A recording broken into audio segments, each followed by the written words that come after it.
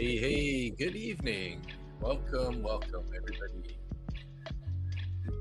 Sitting down here, seeing that we've kind of been selling off here since we opened up in the Asian session here. Got an initial bounce, peaked out at 68.33 on the ES, and basically going straight lower here. Just taking a look at the 4-hour candles here, looks like we might have some room down to value area low.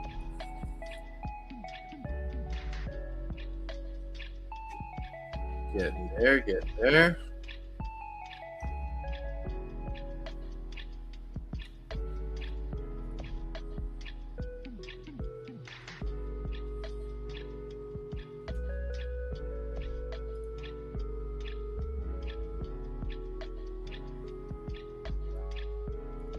Let's see here.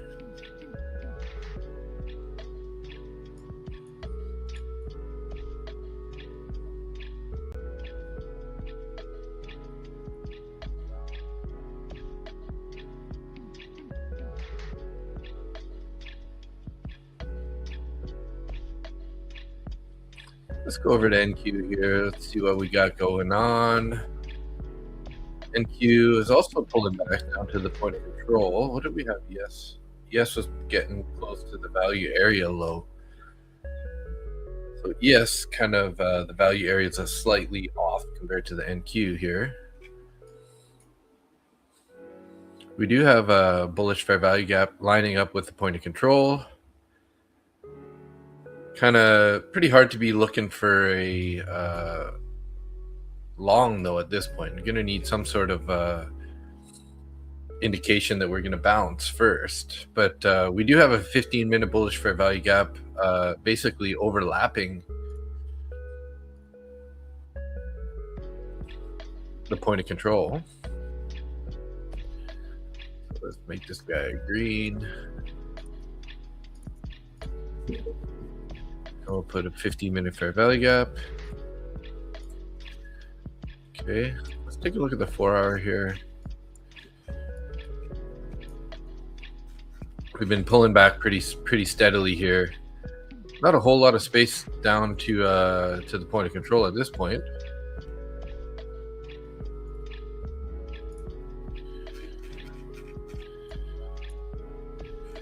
We're just getting there pretty much right away here.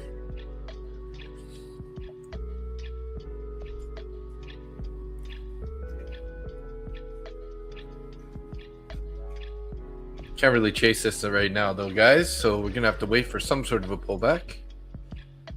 We do have a bearish fair value gap at 24,617 on the 3-minute.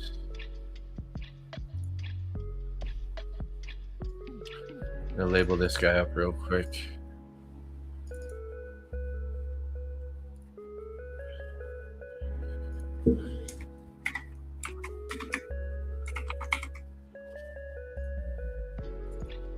That should be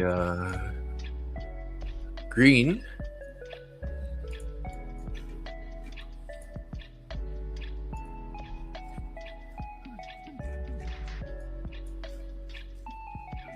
No clear gaps on the 1-hour.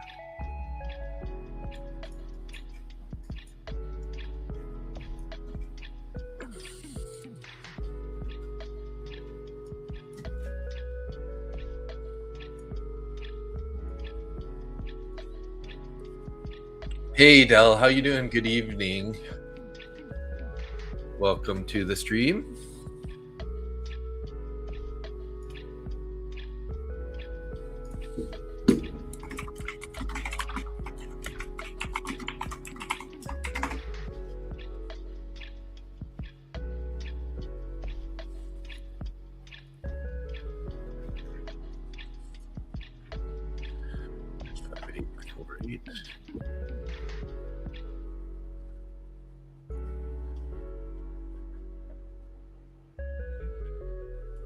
Well, right to the point of control there.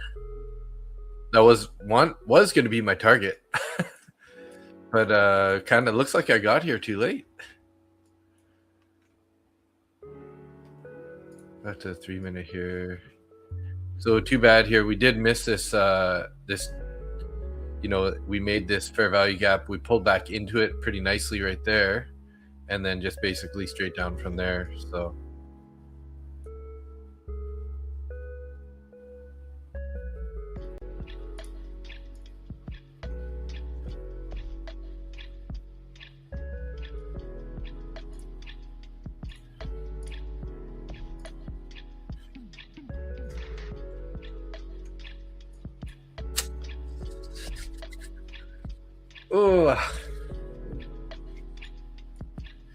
feeling a little bit of the FOMO right now.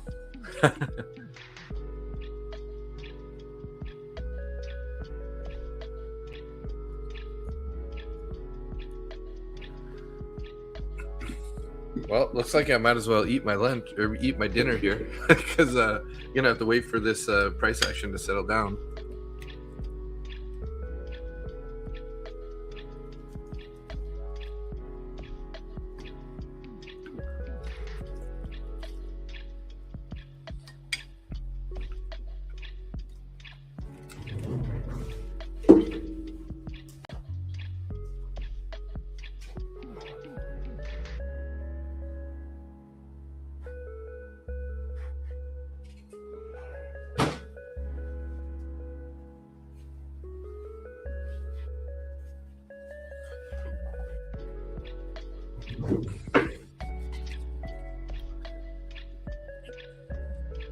How's your evening going, Dell? Pretty nice bounce here, guys. 530 to 45. So we kind of held this bullish fair value gap. This is a pretty key level, though. It's kind of hard to short on this little bounce here back into this 5-minute fair value gap, although it's not fully set yet either, so we won't take that trade just yet.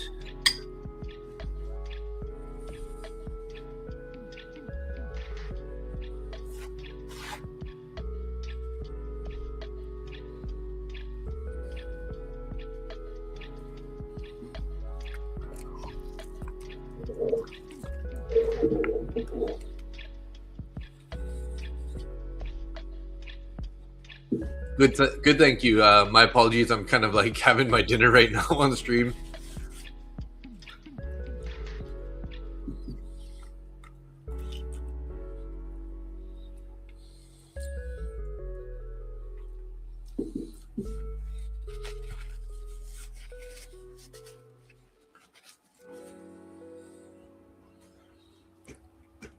Looks like we have about 10 people in the stream right now. Welcome, everybody. Good to see you. Looks like 6 in YouTube and 4 in X.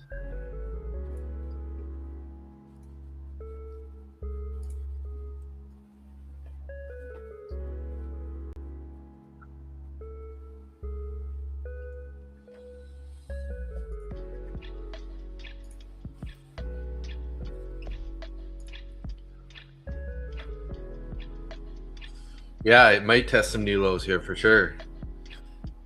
We are getting a bit of a bounce here. I was thinking about trying to take a long here at the point of control. I didn't foresee this much of a reaction though. Like 533 is 34 points higher off of the point of control there.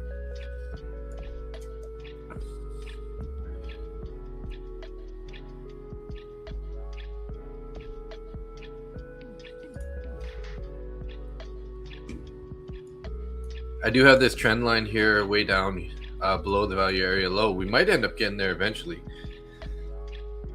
although it's quite a distance away here.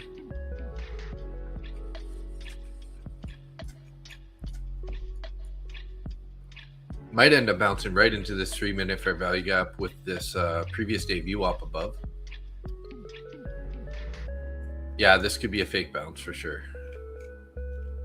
I mean, it's just normal price action, but yeah, that's quite a nice little move there.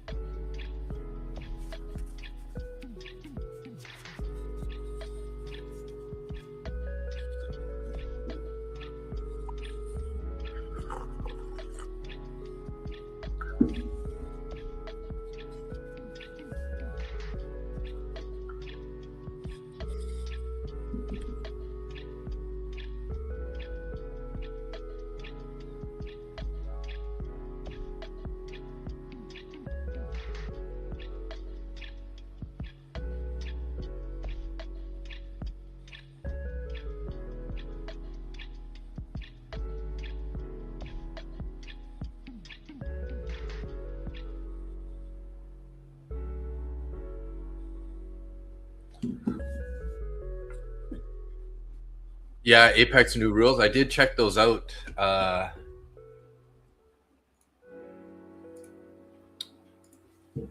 did see that already. And yeah, they look pretty nice. They're kind of like definitely competing with Lucid now with these with their changes.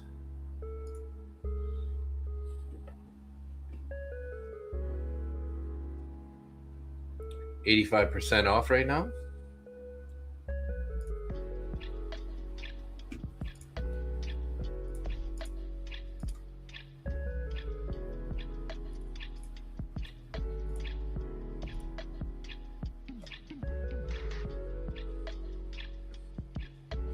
Oh yeah.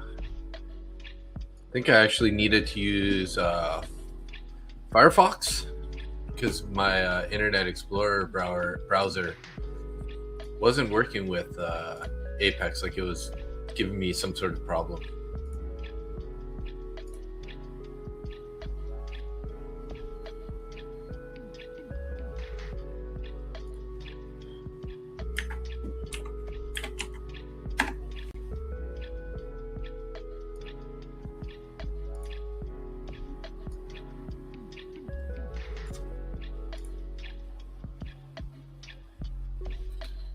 Straight back down here.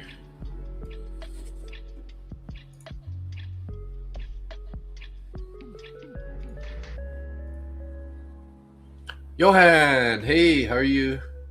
Good evening. My favorite East Coaster. Chrome is the way to go. Yeah, I am using Chrome, but for whatever reason, Chrome was giving me problems with like, so when I would go to select my, like when I'd go to select my province or my province, it kept like not allowing me to connect. So yeah, it's weird.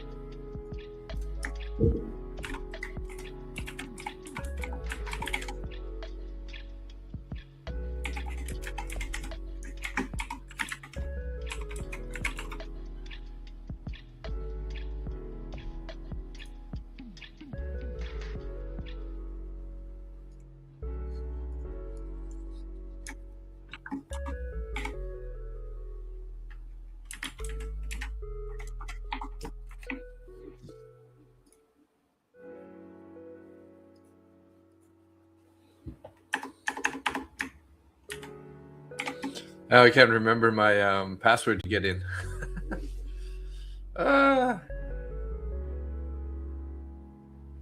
Adam, hey, what's up? How you doing? Welcome, welcome.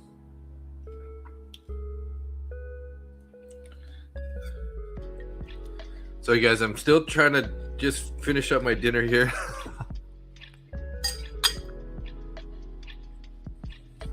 Silver Surfer in the house. How are the dogs doing?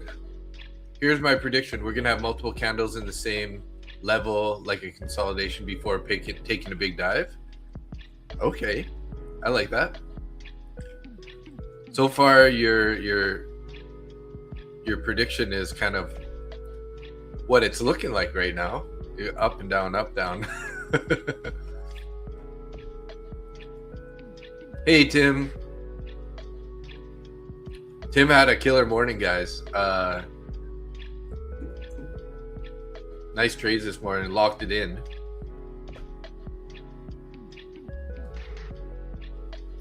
You got one Apex 50K with your code to try out 50.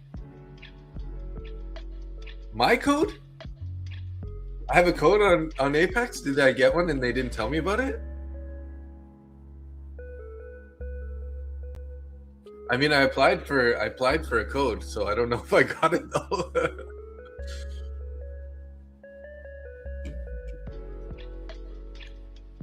That's pretty cool. If you did get one under my, you think it was you? I better. I gotta try to log in here and see if I can't figure this out.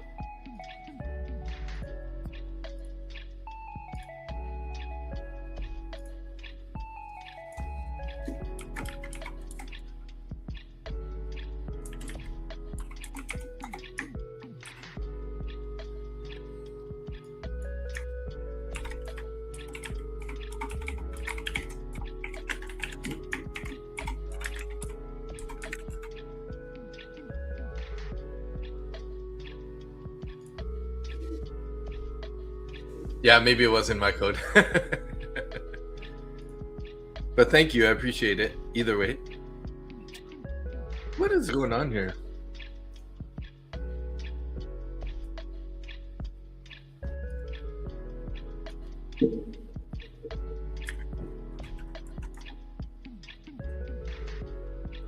Okay, so this is in this account here.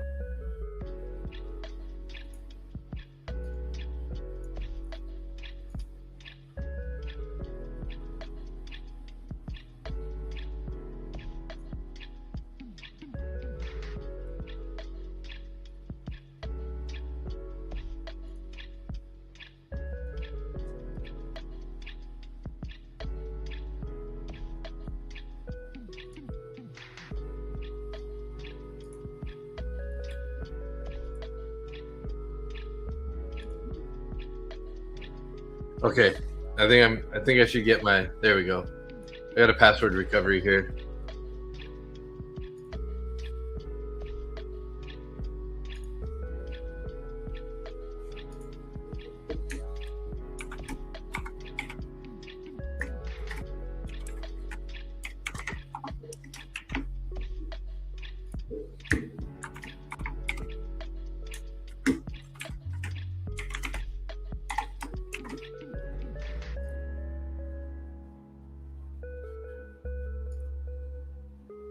Okay, let's see. Should be able to get in now.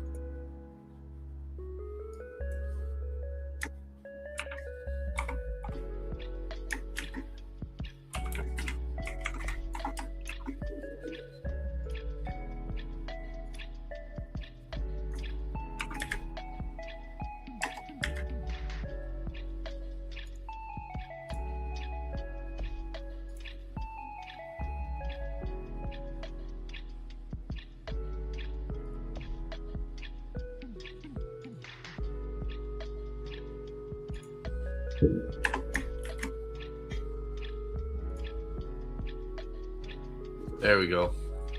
I'm in. Oh, we're getting a continuation of this bounce here.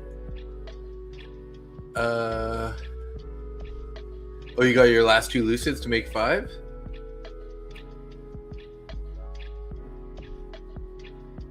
Oh yeah, nice. Hey, nope. Yeah, appreciate you for sure. Market is trying to prove me wrong. Hey, Del, isn't that the job of the market? Apex for 50K is 1970. Interesting. Yeah. Damn it! I saw the book map on the left. Then I went to the right and saw fair value gap. This is yeah. We're on NQ. Yeah. What do you? Oh yeah.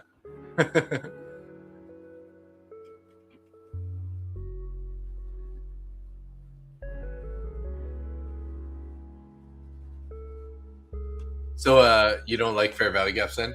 Trade mellow?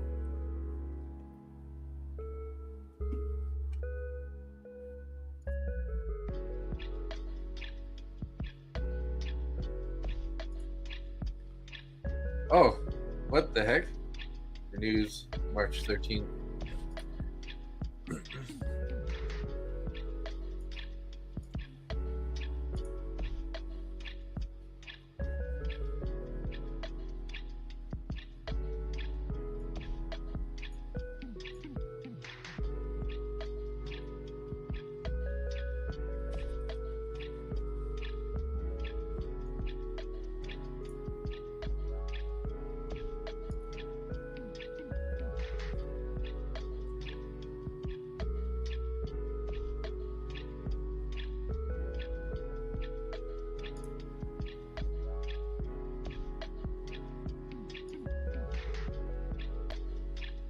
I'll have to. I think I only have one account. I should cancel it though, because it's one of the old accounts.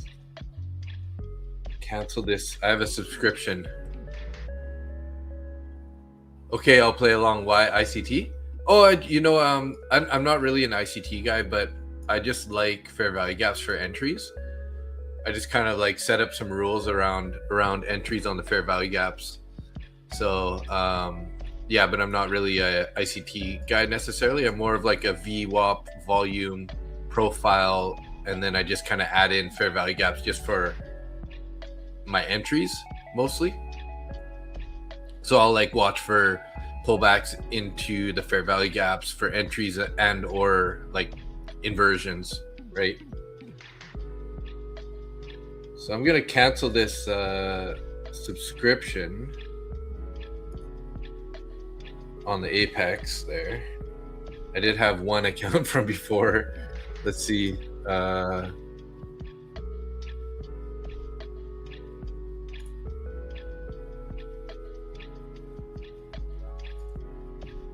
do I get a new one? Maybe I should try a rhythmic account.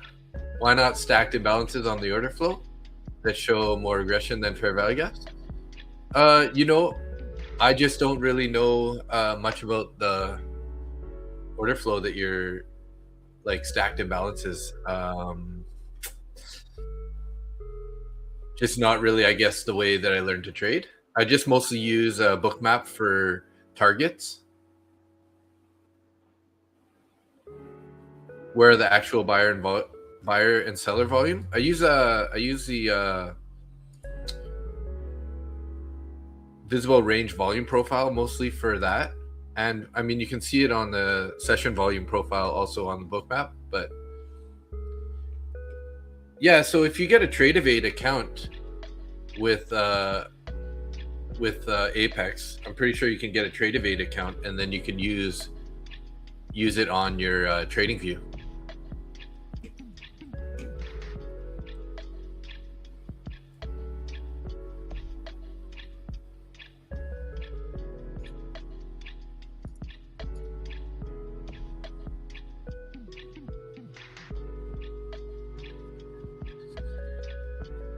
You have Tradeovate with Lucid? Those are level 2 data advertised orders on the book, limit orders. They could always pull that before it hits that level. Yeah, they definitely can. Just in general, from my experience though, like if there's more orders above or than below, it's kind of like usually price likes to gravitate to those. I don't necessarily use those fully as my target, but it's just more another confluence to find a direction, right?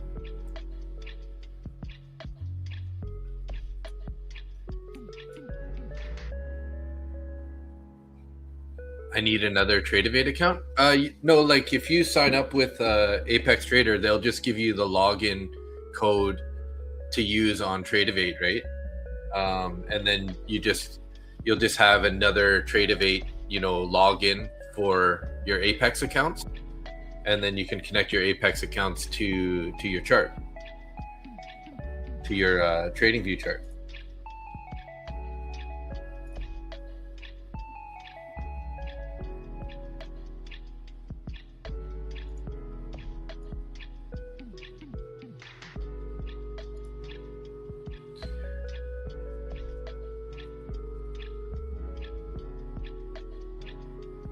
Okay, when they gravitate to it, why don't want to see when aggressive buyers and sellers come in to confirm it? Yeah, I mean, like I said, usually I'm looking for, you know, if there's orders below, if I'm looking for accumulation. Apex says legacy accounts no longer available for new purchases. Okay, yeah. I think the rules on the new ones are better anyways, right? So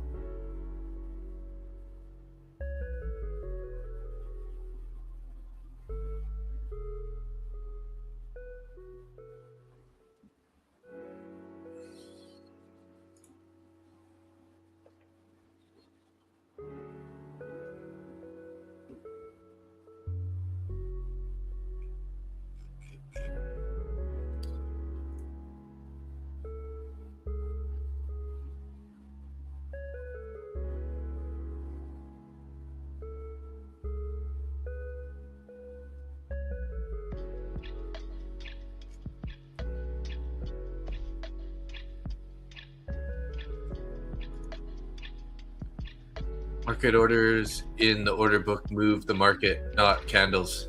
Yeah, for sure. Hey, Jose, what's up?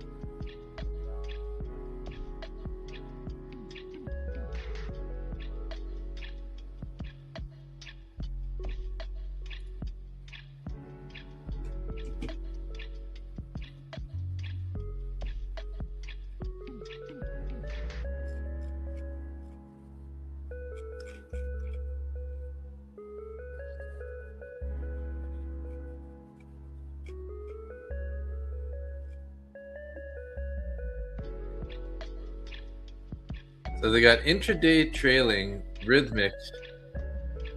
Oh, we can go with trade of 8 or wealth charts.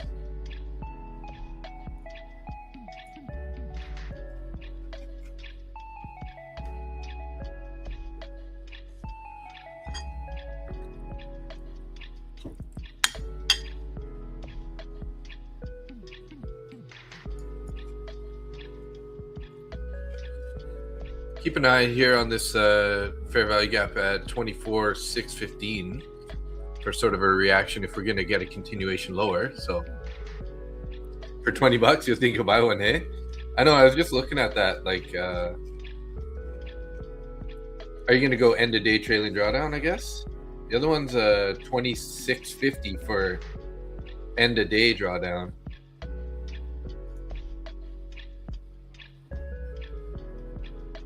$17.70. Hey, I am Thao. Hello. My number one idol. Wow, thank you.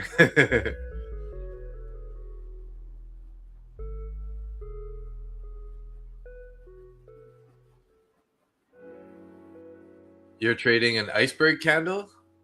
You don't know what's going on underneath the candles. These are hope candles.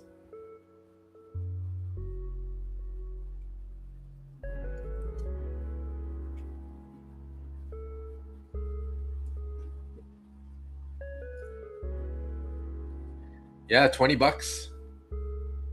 20 bucks for 50K intraday trailing drawdown. What's the end of day? So an extra 10 bucks if you want end of day drawdown. What's the difference though? Is there any other differences is my question. Intraday built for PA, reset fee not applicable.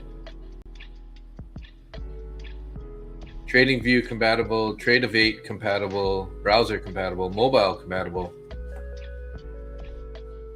One-time fee, no rebill, eval activates for 30 days. Will expire after 30 days, no resets.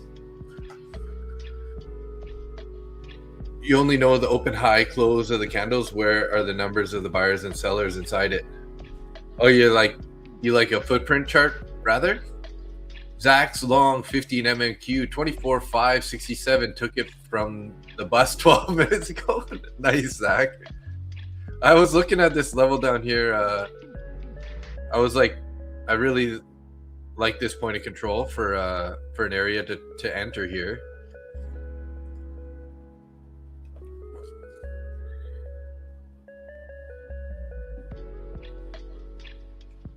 So we are getting into that fair value gap here. Gonna give it a little second to see if we can't 621 TP. I mean, that's a great place. I mean, don't be a D for a T though, because you're almost there. 21, right in the middle of this fair value gap, and you got the previous day's VWAP there, which could end up being a little bit of resistance for you. But it's looking pretty good right now. That VWAP is at 618.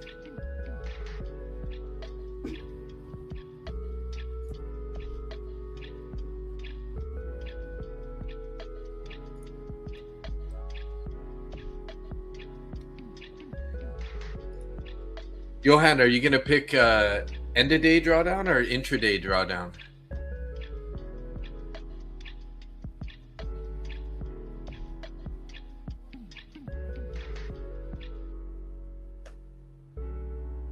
You're a good streamer, deflecting the obvious question on why retail traders fail because you educate them on 5th grade level education.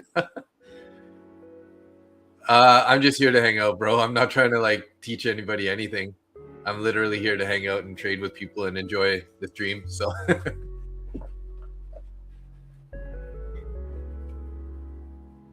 I don't sell any courses. I don't try to sell anything to anyone. I just come here to do my thing and have a good time, really.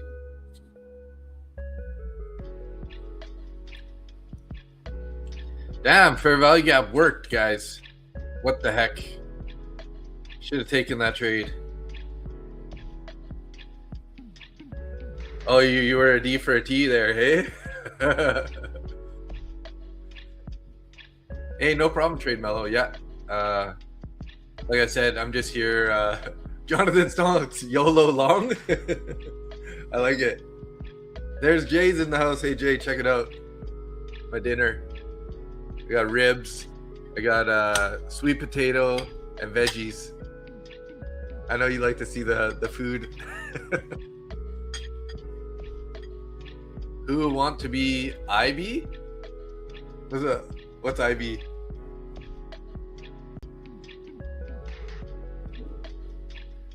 Welcome, Chung. Why are you always eating good food? Well, it's kind of like this is like my dinner time, right? When we're getting into the sessions here, so you know. Hey, what's up, guys? We got 39 people in the YouTube channel. Looks like Stock Tiger shut down his stream, so we're gonna get a few people, a few stragglers over from his stream there. Interactive brokers, yeah. I actually have an interactive brokers account. I was trading some futures on it, but then I ended up buying. Unfortunately, I used my capital to buy MSTR when it was like 320, and then it went to 450, and now I'm like a bag holder with that account. So I'm just, hey Fasil, what's up? My trading day today was okay. Not the best, not the worst. Here, I'll show you my dashboard. It was okay. Here's my dashboard from the month so far. So Sunday 1.4K. Monday, I was up in one account, and then I actually lost some out of a different account. So it kind of like took away the win, and then today up 731. Keep in mind this is across multiple accounts, right? I'm trading. I got 5 TPT evals. I got one top one futures funded account, and one Lucid eval, and then also Top Step X here. This guy, this combine, 150K combine.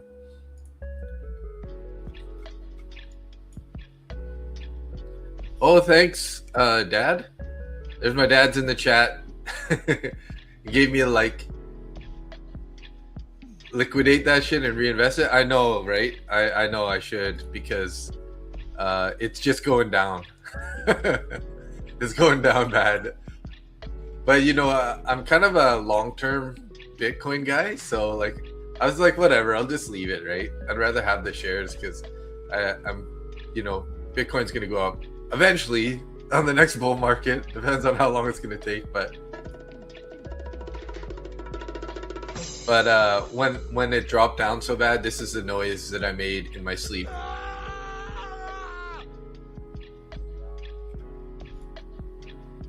TP smash, there you go, bro. Nice. Nice. Zach, they're killing it. Now lock it out. Don't give it back later. That's like the hard part, right? We always got to give it back on future attempts.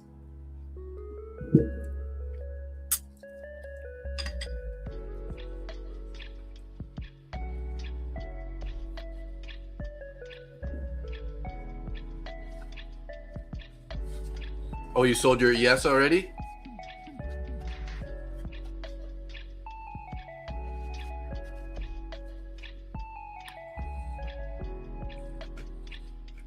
We bounced really nicely out of this 15-minute fair value gap. We came down in the 15-minute fair value gap, found support at the point of control. We had these orders down at 24,500 below. Didn't quite get there. Again, that was kind of, I was looking at those orders earlier as sort of the draw. Too bad I wasn't around to trade.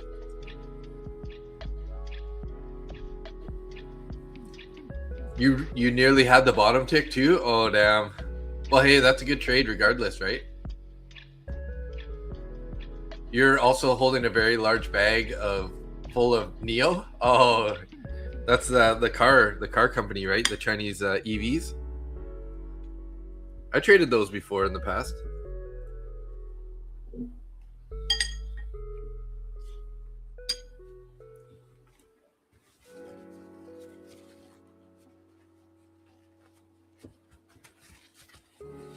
I like their whole idea behind their cars, right? Because you just like pull in and they like pop a new battery in instead of like having to sit there and charge. Is that still the case with those? Let's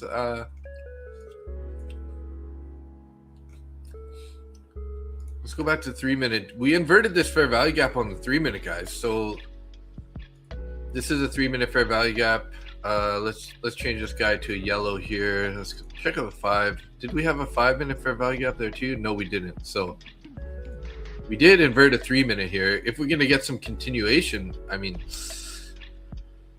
what do we got room up to? We got room up to 664 here.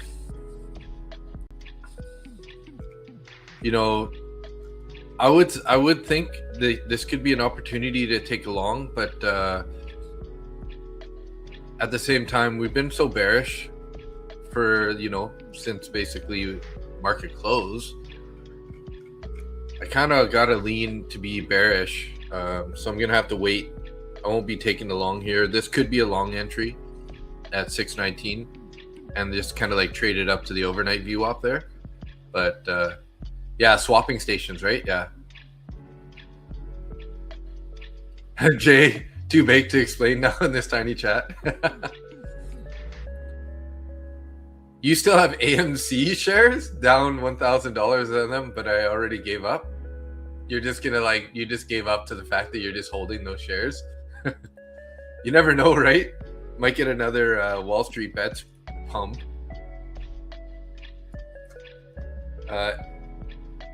YM bounced a little bit stronger than everybody else, and it's already at the overnight VWAP.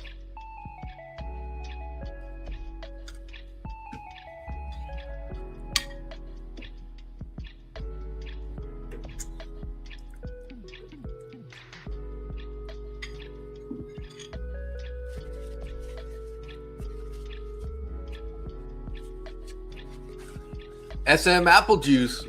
Yo, what's up? Always love seeing the different names that come into the channel. So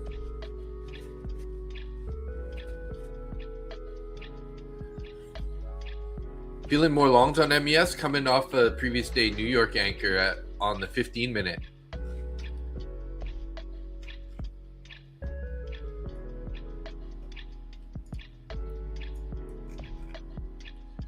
Yeah, that's a previous day VWAP we were talking about there. Nice break, nice take of the VWAP, right? Nice 15-minute push there. Looking like this is a 4-hour chart. We still have 3 hours left, basically. Are they just gonna move this all the way back up to value area high?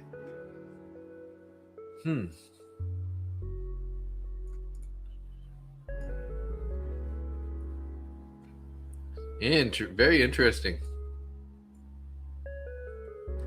This is a pretty strong wick to say that the 4 hour is going to kind of keep going up, but how much? How much, guys? I don't know. Yeah, it looks like they want higher. We did invert this this bearish fair value gap on the 3-minute, which is a pretty good sign.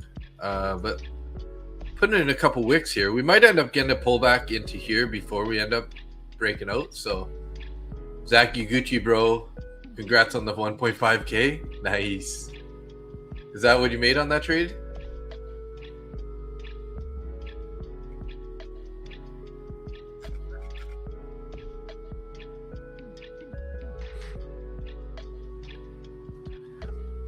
What kind of setups and confluences do I use? I like to use the volume weighted average price to sort of get my bias on the day, whether we're up or down. Nice, Zach. And then I use the previous day's volume profile for levels, and then I kind of take my entries and pick my direction sort of off of fair value gaps. So either targeting a higher time frame for fair value gap, or going in on continuations of fair value gaps, or looking for direction changes on inverted fair value gaps. And then I just use the book map for confluence just to see where the orders, typically if we have orders above or below, that's typically where, not always, but where the price likes to go.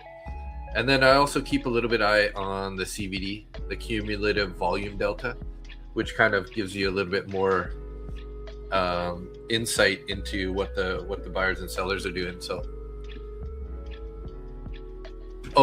okay, sure, yeah, that's weird. Every time when I put it in the Discord, it's like it always gives me a new server invite. So.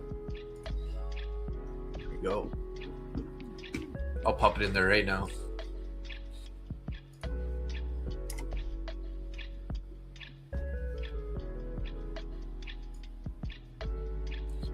Day one of your combine and locked out. So you're like basically halfway through your combine already, hey Zach? Nice.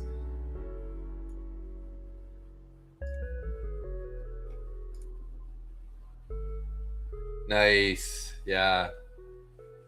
Wicked start.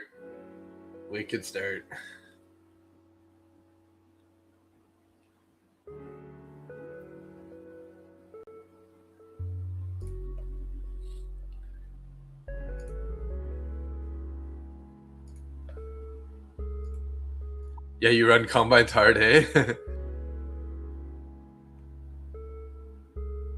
Yeah, so the pending orders are kind of these like orangey reddish color areas here, right? Above and yeah, they come off blue when there's less orders. Like the more orders, the brighter it'll be. So if you see like this 700 level, there's some there, but they're a little bit lighter color. So we got 74 contracts. So this COB is like how many orders are sitting there. But yeah, the darker the red, the brighter it is, the more orders that they have there. You're going long with the TP of the point of control on like this session's point of control, obviously. which is lining up with the value area high. Yeah, I don't see why not. Stop loss of 590. Nice.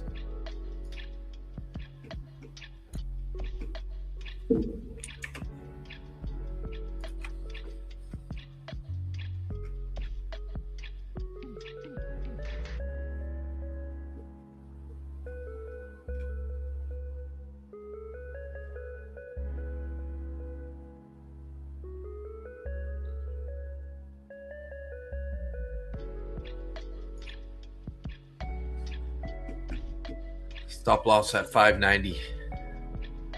Okay, yeah, that's a good spot. Bookmap is amazing. You can see possible support and resistance. These orders eventually become support resistance levels. Yeah, for sure. You know, occasionally you'll see it with like 500 or 700 orders at a certain level, and I've actually used that before as like I put my stop on the other side of it, and they never ended up breaking it. I mean, that's not a guarantee. Obviously, nothing in trading is a guarantee, but these average size orders, like, you know, 200, something like that, I'm usually using those as sort of like the draw on the direction. But if there's like 500 or 700 on one level, in the past, I've noticed that it doesn't really go through those ones very easily. So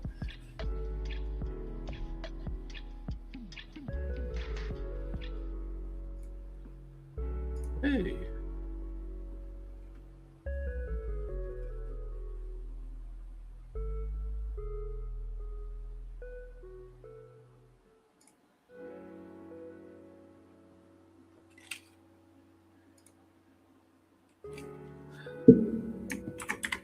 Does code match work on Apex?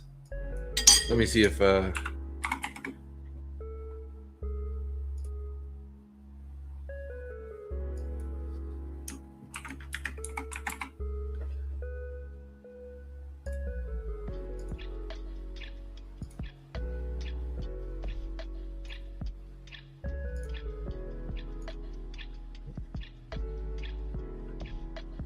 I've heard a few explanations of futures now, but if you can explain in your way, what would you say?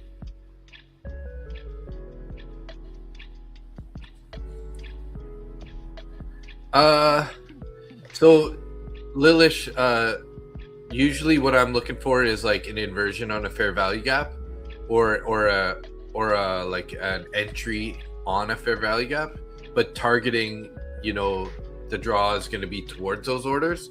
So if they're, you know, eventually, you know, there's a good chance we're going to head to the 24,500, right? Which is sort of down in the middle of this fair value gap, this 15-minute guy.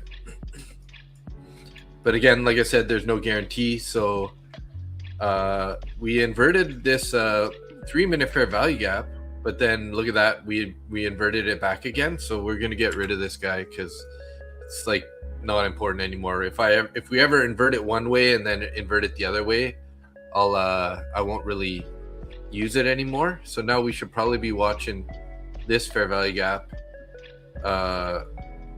for an entry, possibly, if we can get some sort of reaction in this area.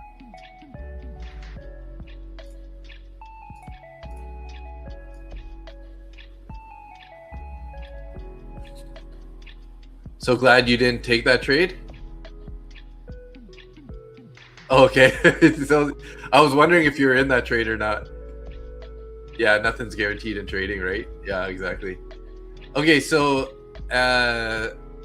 SM Apple Juice. You heard a few explanation of futures now, but if you could explain in your way, what would you say? So are you asking like, what's my strategy, or what exactly are you sort of referring to about futures trading? Like, are you just looking for a general idea, like how to set up your charts or whatever? Futures in general? Well, I don't really know how to answer that, because that's just a little bit broad, I guess. You know, so the thing that I like about futures, anyways, I'll tell you that, is that, I used to trade stocks, and, the one thing that I didn't like is that every day there'd be like, 5 to 10 stocks that are gapping up or gapping down, and they're like kind of the ones that are on your radar, right? So now you got to like go through all these stocks and figure out which one is the best for the day, right? And then if you pick the wrong one, you're going to get caught in like a dead cat bounce or a pump and dump, right? So the nice thing about futures is that you can go check it out, and you don't have to like watch so many. You can pretty much watch between 1 and 3 contracts, and just that's all you have to focus on. So that's pretty awesome. And then the fact that you got leverage, or you can use these prop firms, right? So you have a really low barrier to entry on the costs, and then a high return on investment, right? So yeah, again, that's another thing, Jay. If you're trading stocks, then you got to have a good scanner, right? So it's another little cost. So yeah, so to be able to just like hone in on three or maybe 4 indices, right? Like, or even just focus on one, right? That's kind of one of the benefits. And then there's good leverage, so it's pretty easy to make a lot of money. I mean, you can lose it pretty fast too, but that's where prop firms come in, right? So you can, for example, Lucid, you can get into an account for $100. There's no activation fee. You can go, after you pass it, you get to a funded account, and then maybe you take like a $3,000 payout on it. So the return on investment, ROI, is really good for futures, right?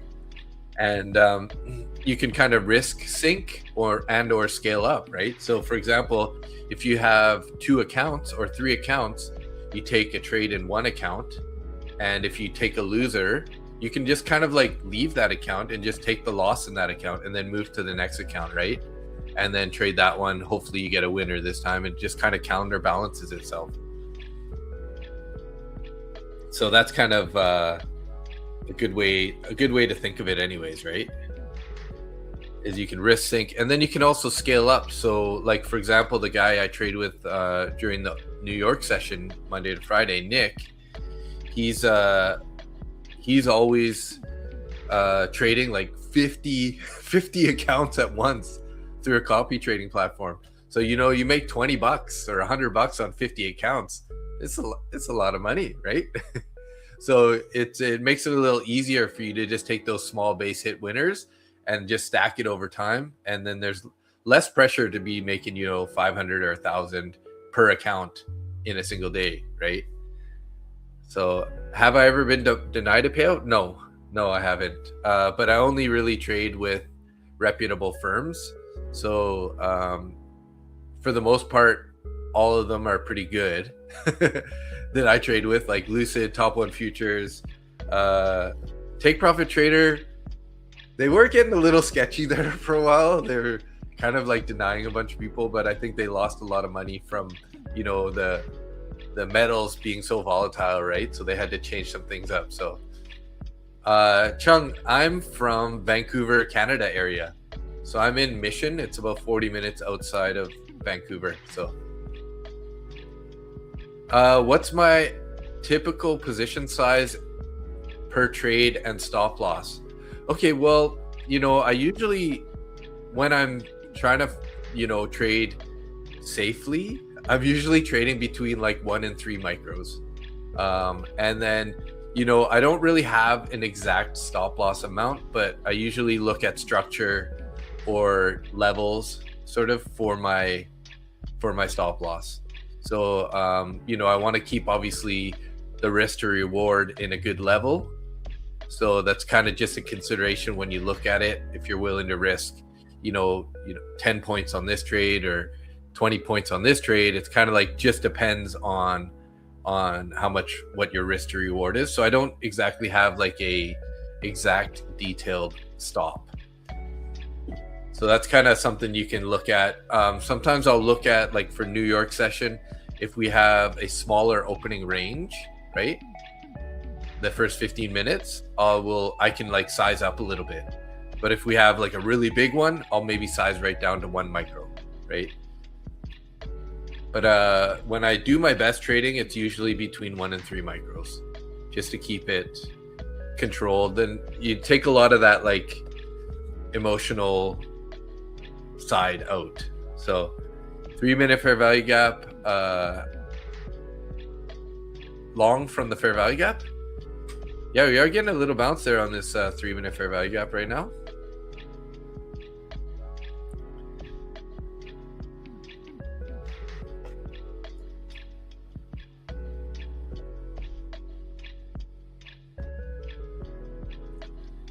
Yeah, if you make 1K per month, that's 50K. Sometimes Nick, who I trade with there, he makes, you know, like if he makes like $300 in one trade, it's like 15 grand in one trade, right? Like $300 times 50. So it's pretty savage. But, you know, it comes at the risk of, you know, having a 15 grand loser in one trade, right? So this morning I did 350 in each of your 4 accounts. Nice. Yeah. So I mean, the scaling potential's there. It's just when you're trading multiple accounts, you really got to make sure you like don't let those losses get too big, right? Because that's when, obviously that's just like in a single account, but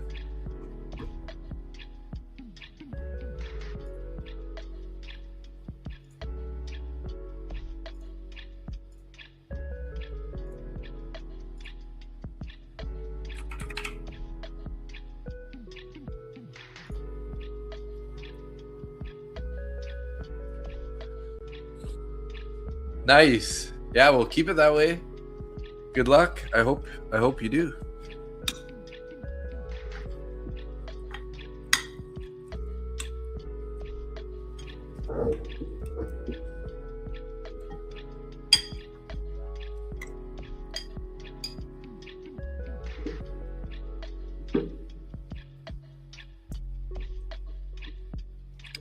Working on these ribs here, guys.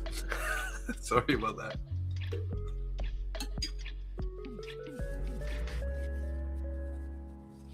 Yeah, don't get too greedy and control emotions for sure. That's why I like, you know, sizing down. You know, you gotta play the long game in trading, in my opinion. So if you can just kind of like size down and go slower, then long term you can either you get more value out of it because you learn more because you've been trading it longer, or you know, hopefully you get to a payout.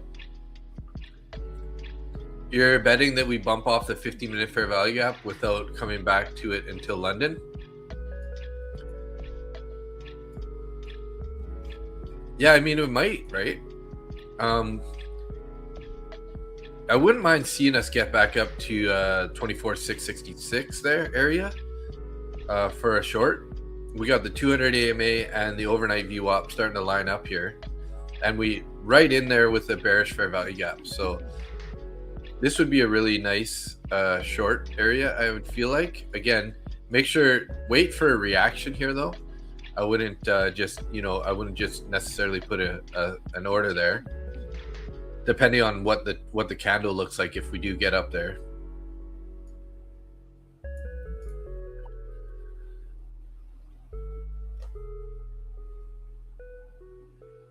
Yeah, exactly.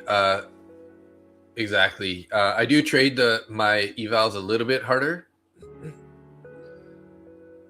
What's the longest I had? I had a funded account for, I think I had it for about 4 months. Is the longest, 3 or 4 months, somewhere in that area.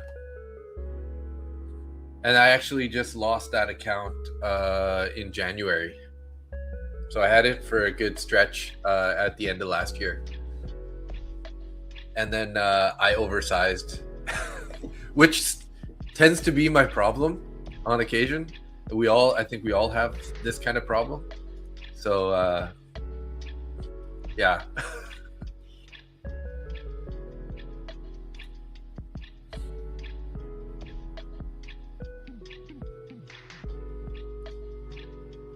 I thought I canceled this account here.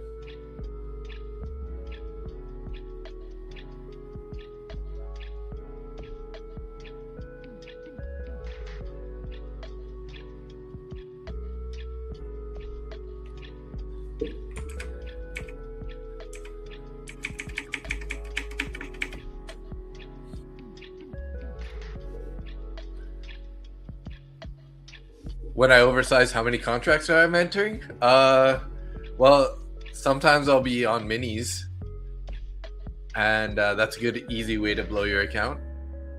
Or, you know, I'll go in with like 5 micros at a time, you know, enter with 5, try to add to it. Usually I try to add when it goes into profit, but then, you know, as you add it into profit and it decides to turn around on you, yeah, it happens, right?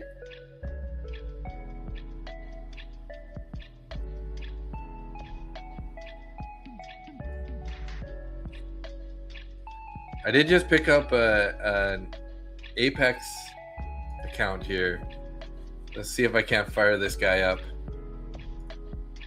Let's see here. Clone this guy.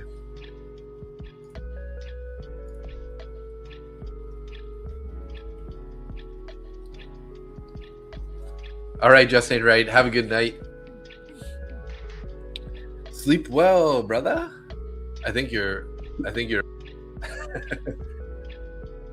your biggest problem is double dipping, like adding to your losing trades. You know, I'm not against adding to a losing trade as long as it's within your sort of like trade strategy, right? Like I've put in a number of orders, and as price pulls back into those, I'm adding as it's going lower because I have orders set up. But as long as it kind of like still is in your trade criteria, then adding to a trade on a pullback, I'm not really saying that's bad, right? Though that happened to me today. Auto renew from Apex that I forgot about. Oh yeah, shoot. Yeah, I just logged in there. Look, good thing I did, because I canceled the old style one that was going to renew, and I just got a new style one. So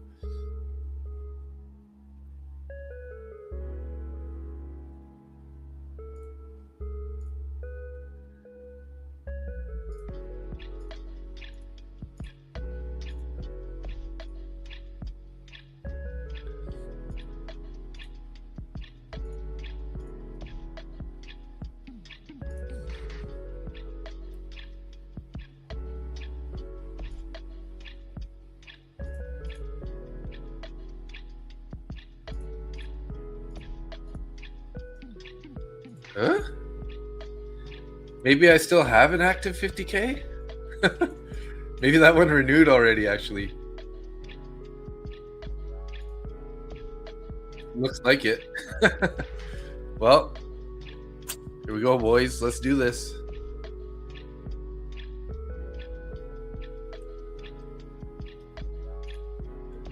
We're nicely in this fair value gap now. Now, are we going to find some support here and go higher is the question. Last time we didn't really quite get to 25,000, or 24,500, I should say.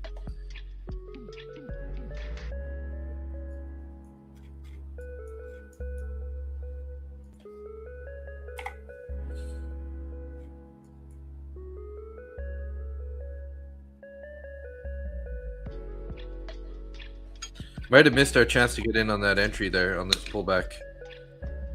So I'm gonna trade my Apex evals here.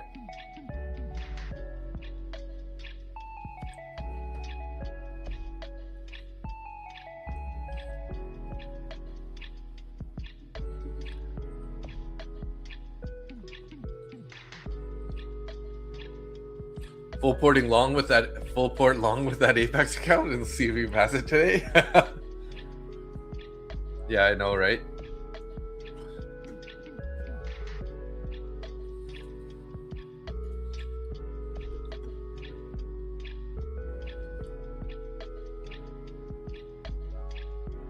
I wish, kind of missed that entry there. I was looking for it. I was about to buy it at the 85 level, so hope the demand tail gets confirmed with this bar. Yeah, that would be nice. We got two nice little wicks down there. Let's take a look at the 4 hour here. We are pulling down a little bit on the 4 hour, but this might end up going lower, guys. Like the 4 hours looking like it wants to go back down to the point of control. Right? Like look at this these 4 hour candles are looking pretty bearish. And we're almost taking that wick out from the previous 4 hour, so stop eating. Sorry, I'm trying. I'm almost done. Oh shoot, I just moved my value area high.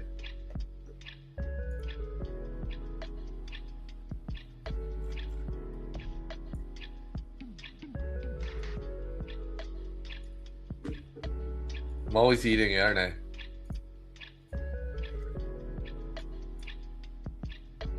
Okay, I didn't move it, I guess.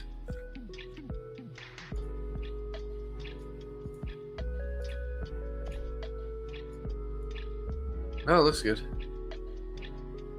Is it? Yeah.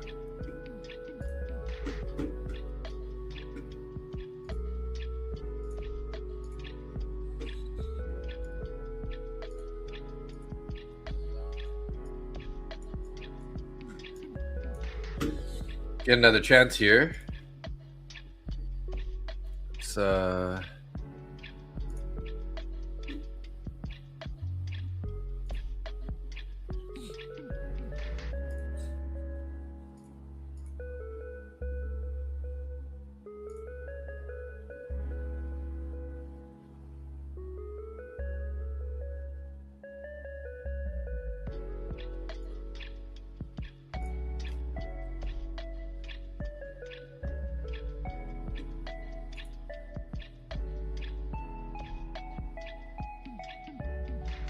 I need to allow Trading View to connect to Tradeovate.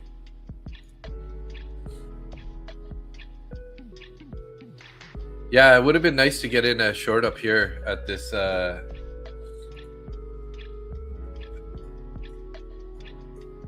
We didn't quite get to where I wanted it to get to though for the short entry.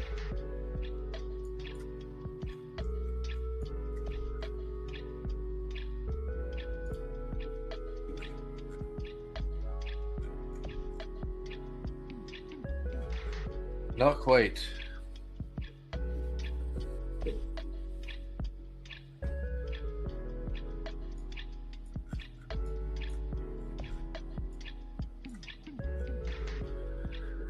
think I need to get in on my Apex account here. There's got to be a way for me to connect it to Tradeovate. Tradeovate.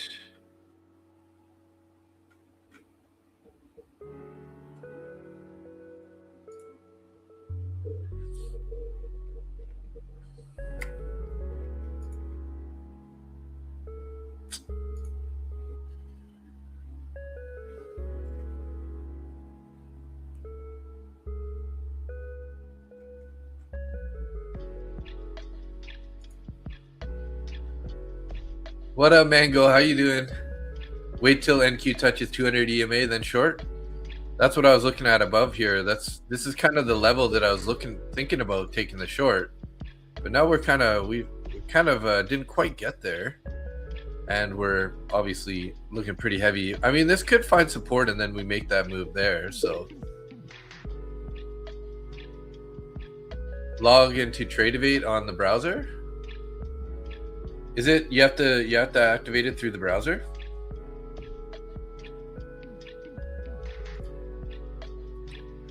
I got Tradeovate on the browser, but I just wanted to like allow it to go on to Trading View. Oh, there we go. Activate. Gotcha. Found it.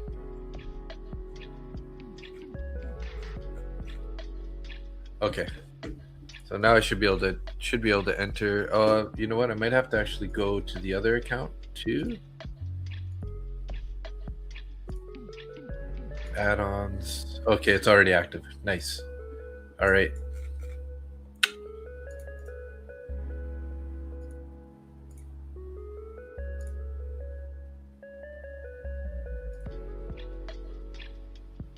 There we go.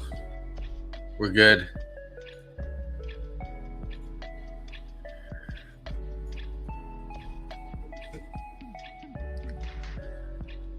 So what do we got here? So this is was this a 5 minute? No, this was a 3 minute, wasn't it? Yeah, it's a 3 minute fair value gap.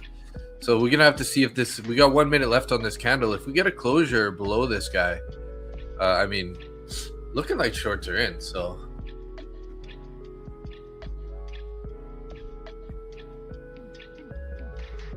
it is moving up, if I'm not mistaken. Hope the demand tail gets confirmed with this bar. Stop eating. Sorry, I'm getting caught up here. 30 minute also looks bearish. Yeah, I like the short idea. Log into, yeah.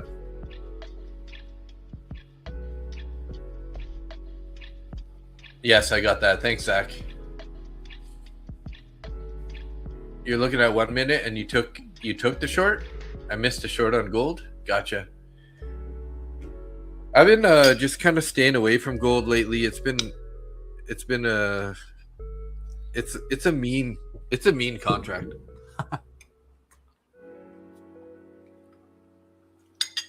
Sorry, I'm almost done eating.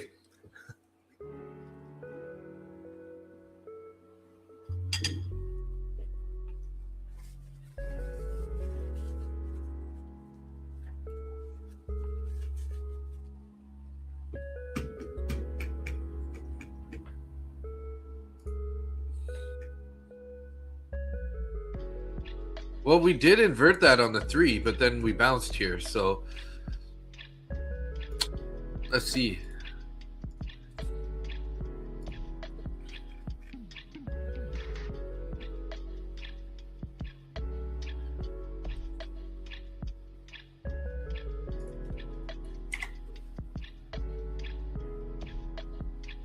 Oh.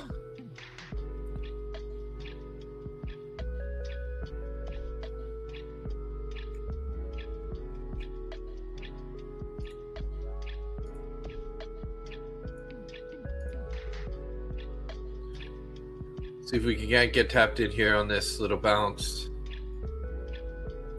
Maybe I missed it. Ralph's doing good. He's just sleeping over on the couch over there.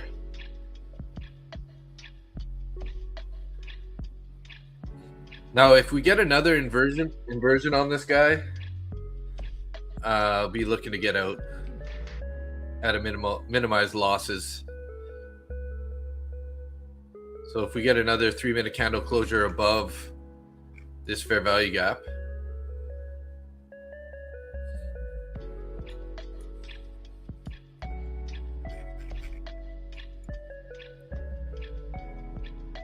gold and silver already became a meme coin. If you want to see Burj Khalifa, you can look at the gold chart. Really? Really? Let's see.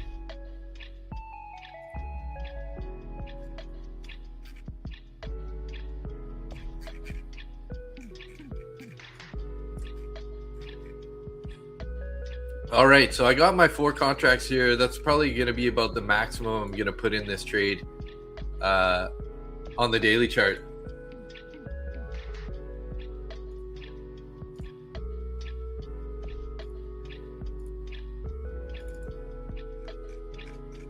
Oh yeah, I see it.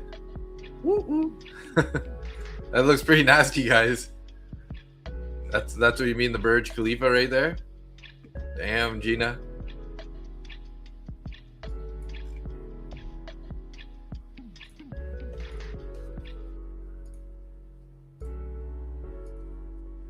Well, looks like we're going to get an inversion, re-inverted fair value gap here. It's not very good for our trade. So basically be trying to looking to get out with a small winner here if I can, or break even. Hopefully we get a little pullback. If we just keep ripping up here, I'm going to have to just take a loss on this guy. because typically my rules say that if we enter on an inverted fair value gap and then we get a closure outside of it, that's a signal that we should probably exit the trade. So let's see if we can't get a little bit of a pullback down into this area. We'll just get out of this trade and just reset and wait for another opportunity here.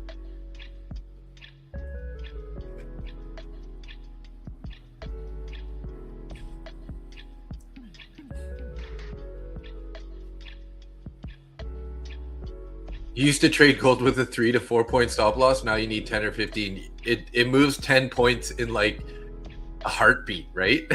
Johnny Dan, it's so crazy like that. Okay, like I said, guys, if I get a chance here, it looks like I'm gonna try to get out here at a. Oh, I thought we were gonna get a chance to get out there at a small winner. There we go.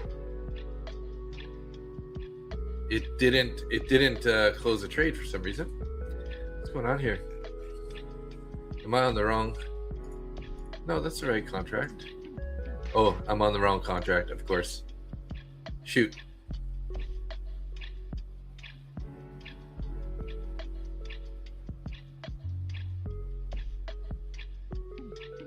I tried to get out of that trade, but I was looking at the gold contract by accident. And here we go. Now now it's bouncing on us. See if they'll give us another little chance to get out here. Just by my rules, like I said, guys, if we can get a break even or a small winner, we're going to just take it to get out here. There we go. I closed it right there, guys. Like I said, just the rules that I like to go by is if we get an inverted fair value gap and we're on our entry and then we re-invert it, or if we get a bullish fair value gap that gets inverted, we'll basically just try to get out break even. So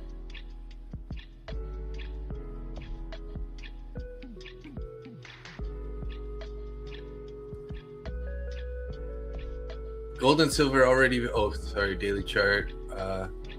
I see you don't have a stop loss on that trade. Yeah,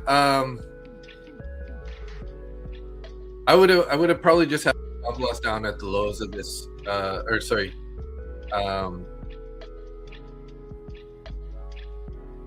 Sort of a discretionary stop loss. Yeah. I usually go back to the second previous structure, right? So this, if I were to consider this sort of level as a previous structure, if we started getting up here, breaking above this VWAP, I would have tried to manually closed it out, right? But yeah, I didn't put a stop loss in there yet anyways. But I didn't like the fact that we inverted this fair value gap again. I mean, we could have waited there to get out, but that's all good. What's my prop journey so far? Okay, so, originally I started trading Canadian stocks back in about 2018. Traded stocks for a little while, and then got, made a little bit of money on trading Royal Bank and Toronto Dominion stocks. So then I thought I was smart, and I went over to the New York Stock Exchange, started trading like penny stocks. Sort of like up and down, but mostly ended up losing money on penny stocks. Then, I moved over into learning about options, right? So then I started trading options for a while, but I was in some long options when we had the COVID crash, and kind of like basically blew my funded account on. I was in long on Tesla and Apple, and basically I had these contracts that I sold for like $1, because as you guys know, if the price gets so far away from your strike price, the value goes down to like $1, just so that you can get out, right? Basically I got out, lost all the money that I put into there, and then I kind of like just kept learning, but wasn't really trading much. And then here and there I did fire up an account, kind of a up and down, just trading those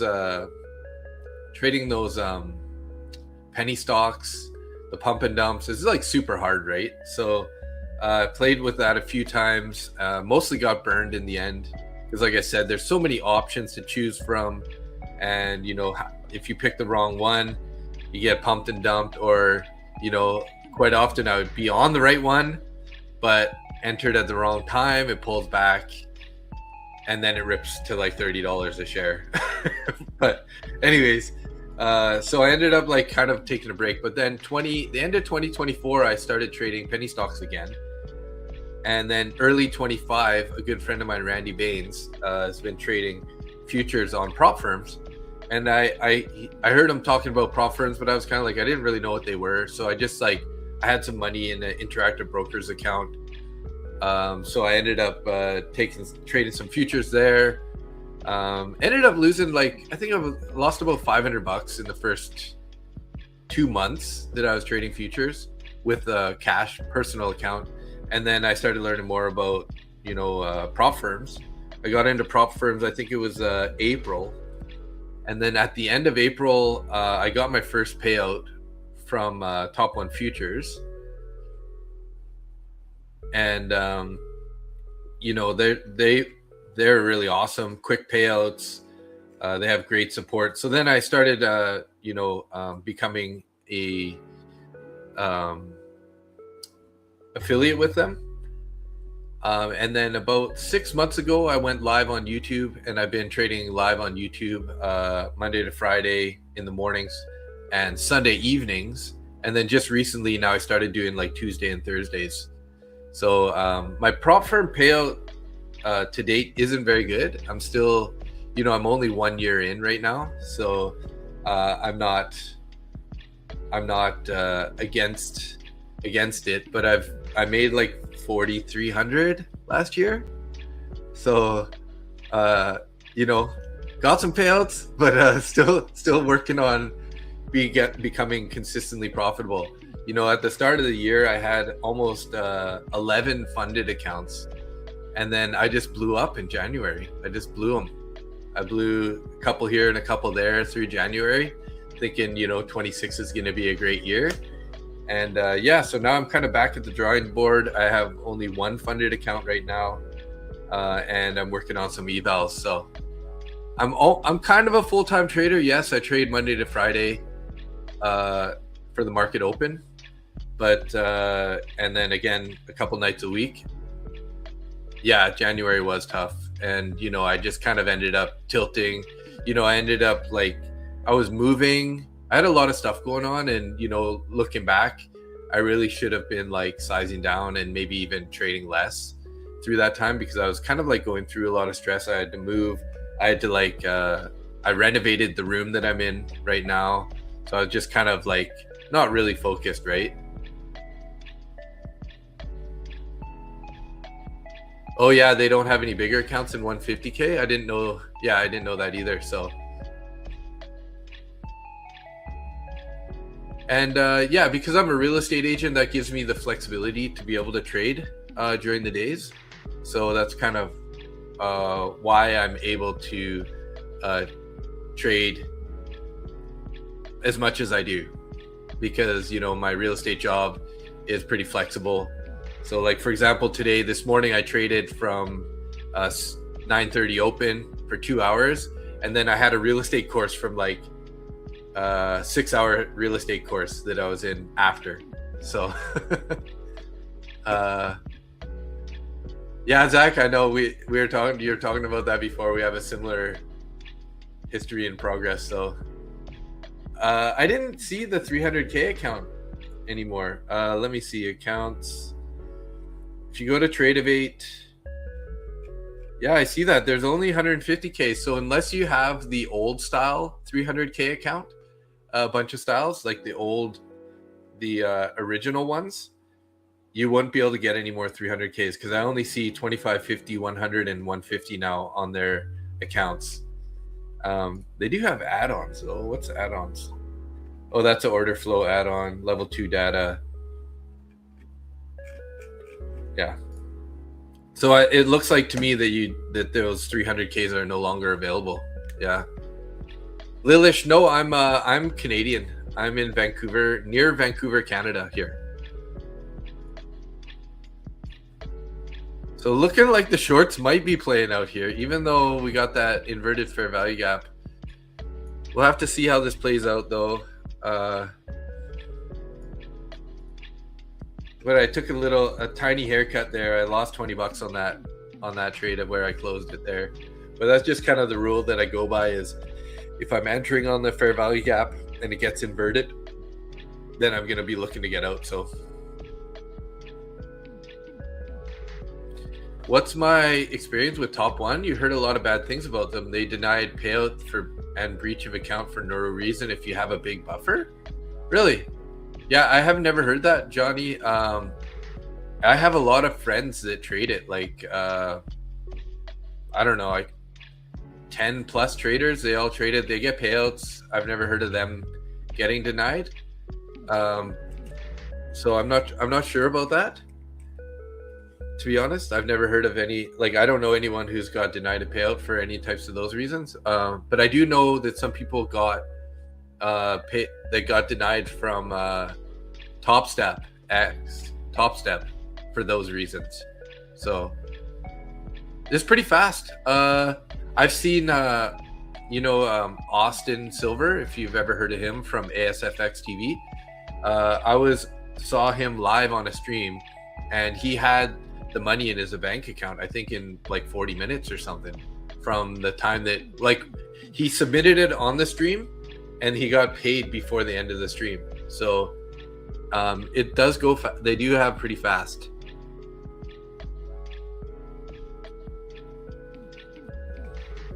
Not really liking this price action right here, guys. Like, like I said, just the rules that I run is, like I said, if I'm entering on a fair value gap, if I'm entering, like, say, on a bullish one and it gets inverted, I will look to close a trade, and vice versa. So in this one, I entered on an inverted fair value gap. Then we got this candle closure above it, right? That just told me, by my rule set, that I'm going to try to get out and look for another entry, right? So this could end up bouncing on us here. Kind of looking pretty strong right now. We do have a little bit of increasing volume here from this pullback to the bounce. So it will be interesting to see. I like the 50K straight to funded, the old school straight to funded, but I think the most popular ones are the Ignite account, if I'm not mistaken. Let me see here. I think I have it open on this tab here. Yeah, the most popular is their Ignite account. And then they have this new one, the Elite Daily account. But I just always typically went to the instant funded guys here. This one, 50K. I think they have a 60% off right now if it's your first account with them too. So you might want to check that out. But right now, at least you can get a minimum of 40% off. But I'm pretty sure they still have it active, but you might have to double check that. For your first account, you can get 60% off if you haven't purchased one through them before. So I do have a code with them, MBT, Market Butcher Trades. Same code as Lucid there. But so if you need a discount code, I got you, bro.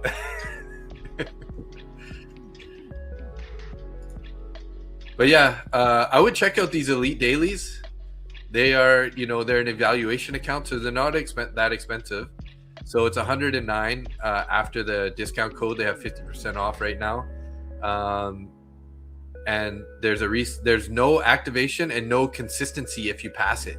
So that's what I like about it, is if you pass your eval, no consistency, guys, and then daily payouts.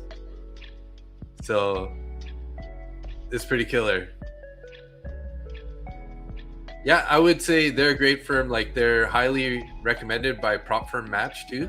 So obviously if you know Austin and you know that whole circle at all, then I'm sure you know Zach Arbucci, and he trades on Prop Firm Match, right? And they got ranked sort of like the best new prop firm by Prop Firm Match. And from the most part, I haven't heard of anybody getting denied on bullshit rule reasons. Like, and they're pretty, I've had an issue where I had to change my email address with them because I had a typo when I got it. And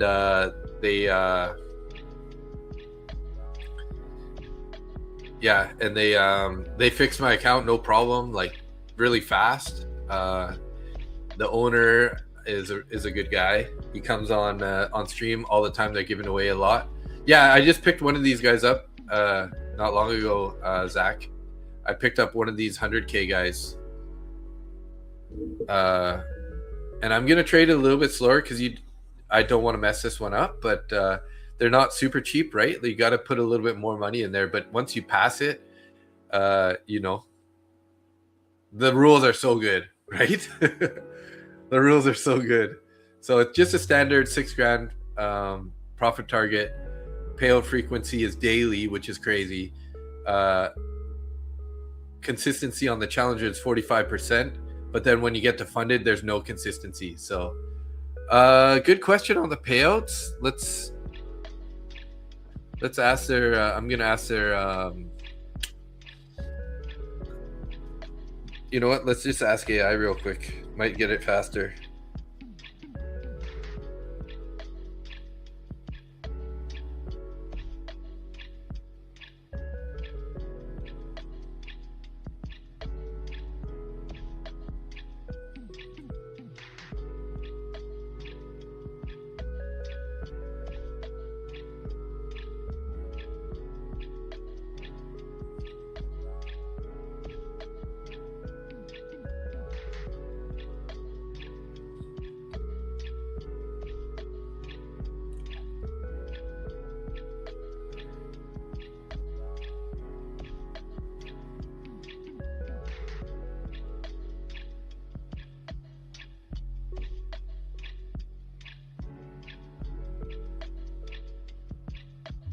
Maximum payout per withdrawal. Okay, so the 50K is 20. Looks like it's 2,500. 100K is 3,000. That's a max withdrawal on the sim account.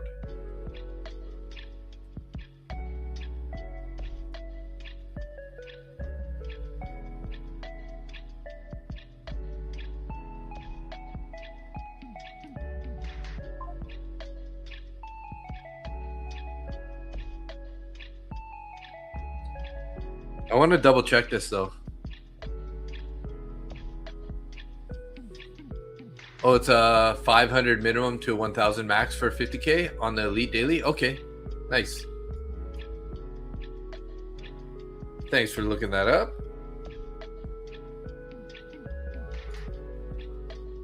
But yeah, those are pretty interesting accounts here. Look at this, guys. What the heck? This price action is not nice, guys. You never seen a minimum that low?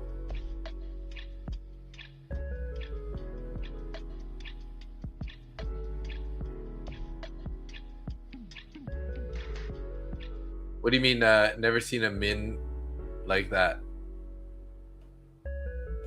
I mean, Lucid's the same thing, right? Minimum payout's 500. I think.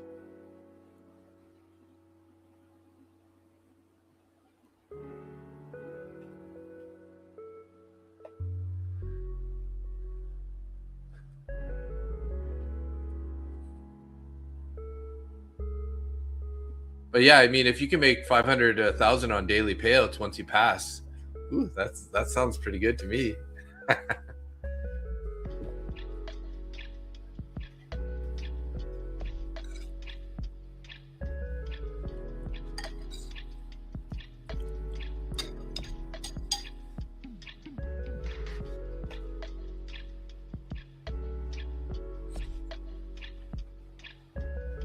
Got to do the 100K accounts? Yeah, I picked the 100K account because I think they had a pretty high. What was the drawdown on that too? Actually,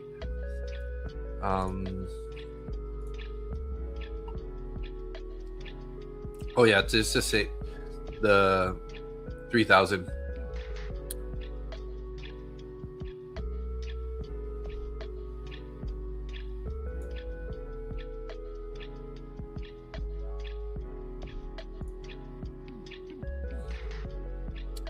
I am eating some veggies, some sweet potato, and pork ribs.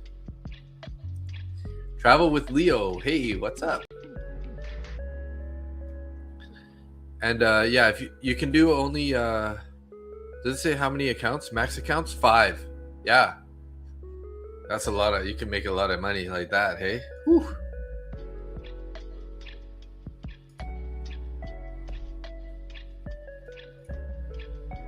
Well, we're breaking down here a bit, guys. Kind of had this bit of a manipulation up here.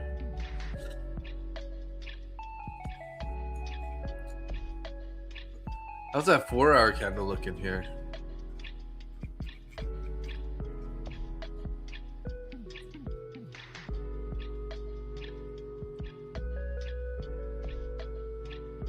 You recommend Bookmap?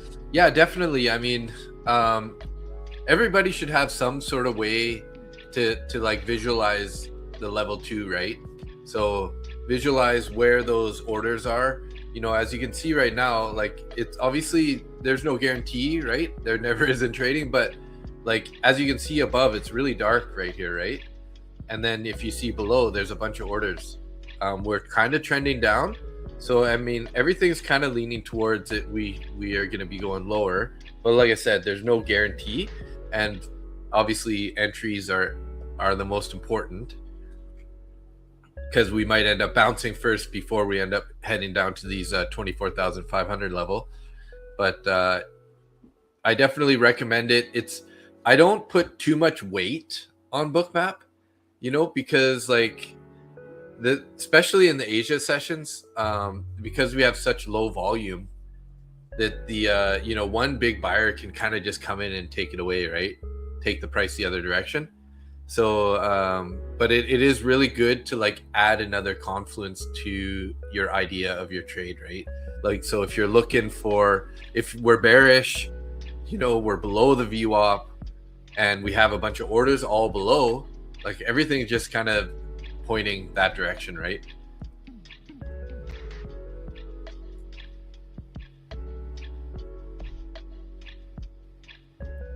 Hey, 586 subscribers, guys. Thank you for all of you that have subscribed to the channel.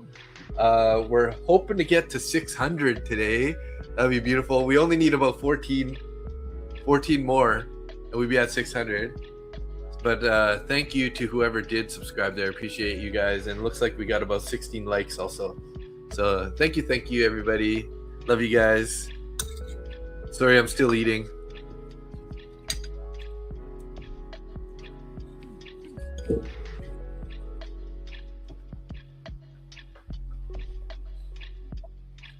Today's like one of the longest days I've been sitting at the computer. I was at the computer at 6 a.m. my time, or 9 a.m. East Coast. I finished at 2 hours streaming session this morning.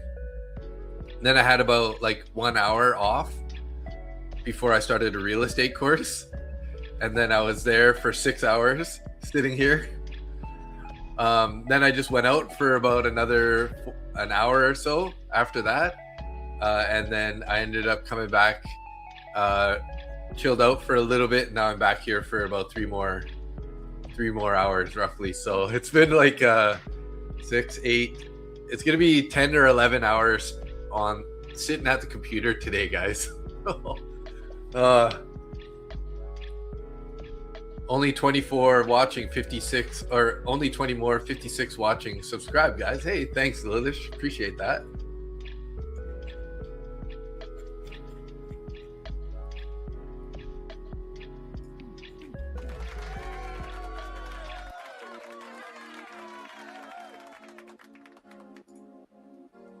Yeah, I think we're about 14 subscribers away from 600 there.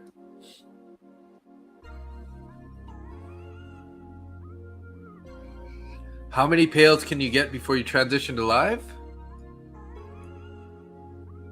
I should probably just look this up here.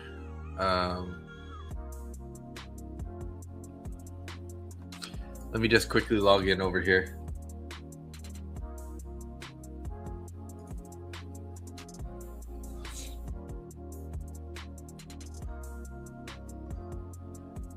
Yes, Lilish, because you only get level 1. If you tie like your Tradeovate to it, you don't get to see like all the orders. You gotta subscribe for level 2 data, sort of, right? So if you don't, if you like just connect your Tradeovate, it'll work. It'll show you some of the orders, but it doesn't show them all. So, do I remember who my 500 sub was? I do. Who was that again, though? I need to look back. I put it in the chat. Was it AG? I think it was AG, wasn't it? I think you were. Of course you were. Hey, looks like we got a couple more people. What's up, Jay? Welcome to the stream. Or to the Discord, sorry. I gotta look back here for a minute.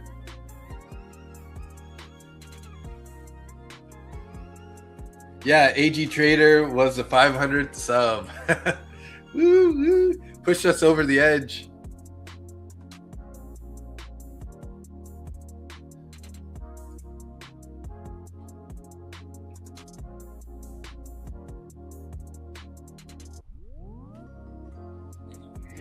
That was a weird noise.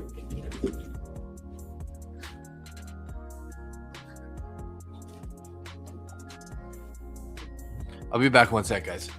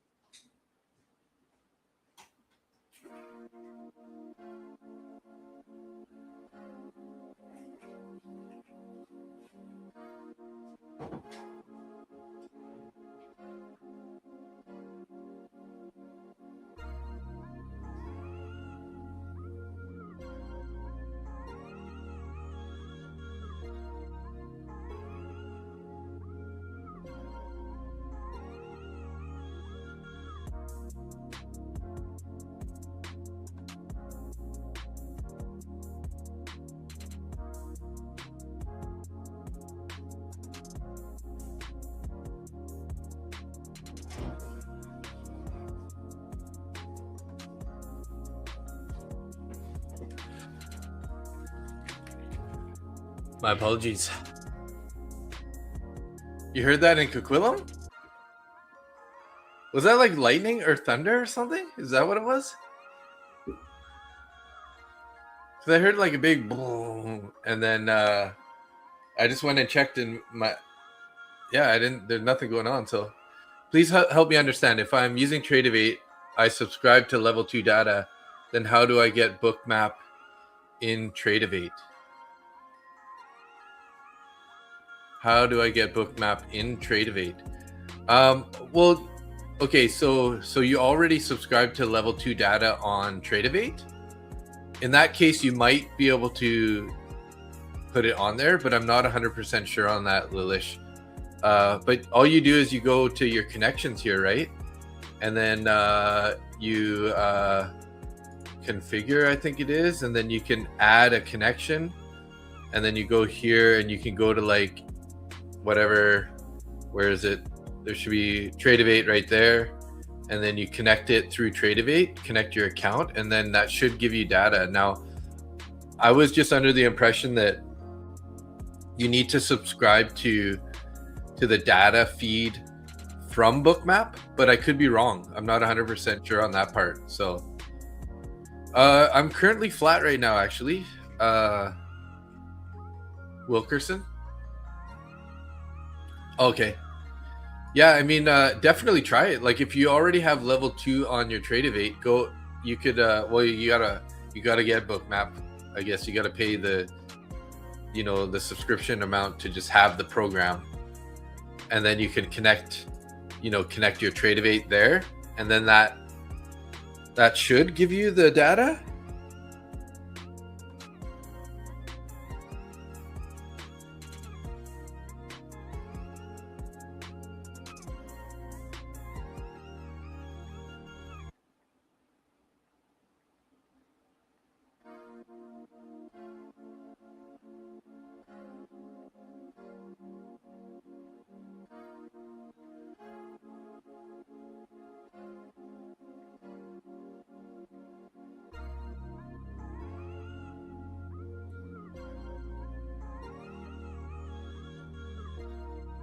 So I just ran it by AI too, and it says connecting Tradeovate level 2 data to Bookmap does not give you the full order book coverage. It gives you partial depth unless you subscribe to full CME depth.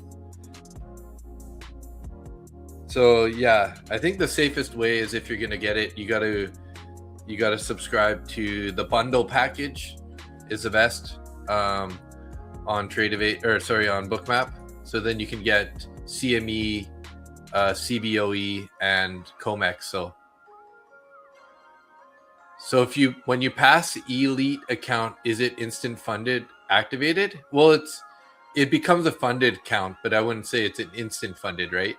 So yes, when you pass the Elite is their standard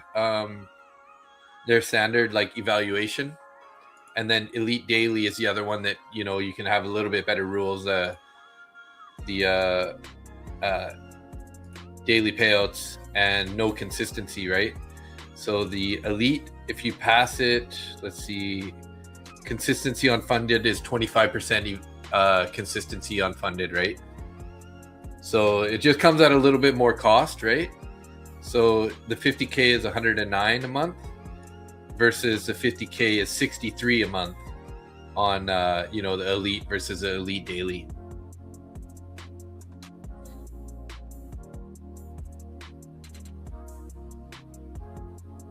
And does the Elite have the Elite has an activation account or activation fee.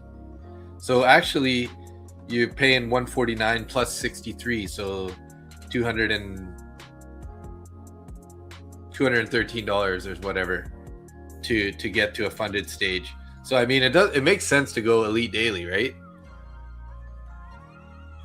Because you just get better, you get daily payouts and no consistency once you pass it.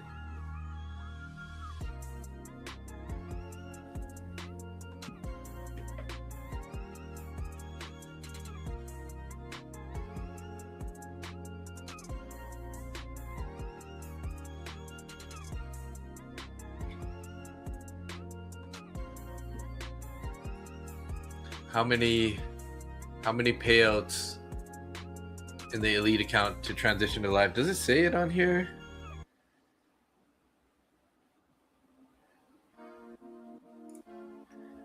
I'll try to find that out for you here.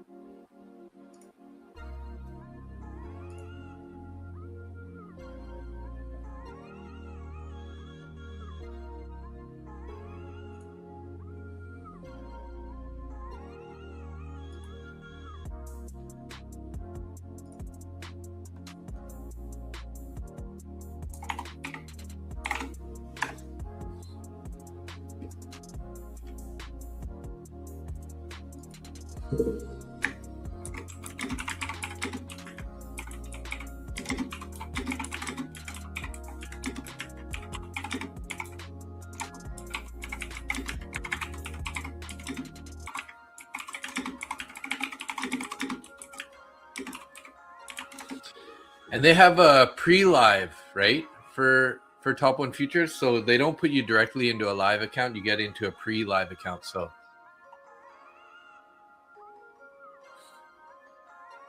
well,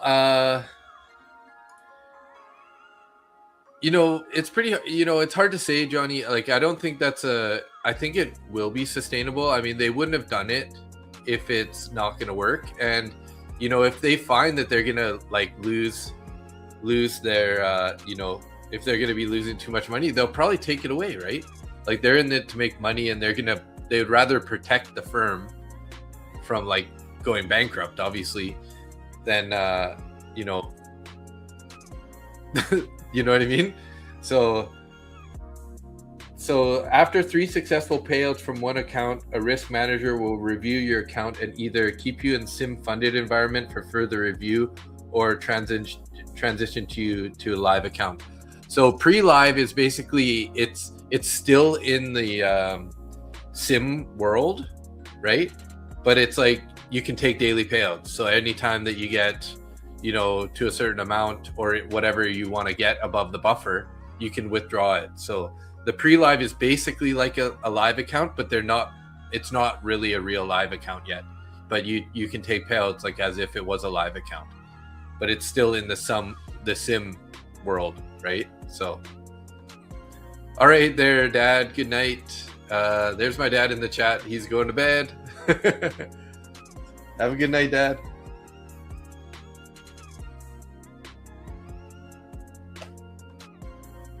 Hey, 587 subscribers. Let's get 13 more. We gotta find 13 more subscribers in the chat here. I think most of these people here are usually around though. So we got 56 people in the YouTube channel and 5 people in X. Good to see y'all. Good to see y'all. Can you explain where does the prop firm get the money to pay you out? They get the money from everybody that's buying the prop firms accounts, right, Tashi? So like every time somebody buys a prop firm account and then they fail, that money sort of goes into a coffer, right? And then they just collect that money over and over because, you know, as you know, 95% of people fail most of their accounts, which is a hard truth about it. And then they pay out of that funds, right? Those funds. That's where the payouts come from. I just opened an Apex 50K end of day drawdown for $30, but I have no idea what I'm doing. Oh yeah. Did you download or open up your Tradeovate through your web browser? Yeah, it's pretty awesome. My dad hangs out. He comes and watches pretty often. Sometimes I get my sister in here too, watching. So, we're starting to pull back here some more. Guys, what are we doing here though? Like, I really don't like this barcode action, you know, and this has been price lately. It's so nasty. It's just like, look at this price action here from the New York session. Like, this is so nasty. Look at that. And this has kind of been the motto lately. We're just like barcoding.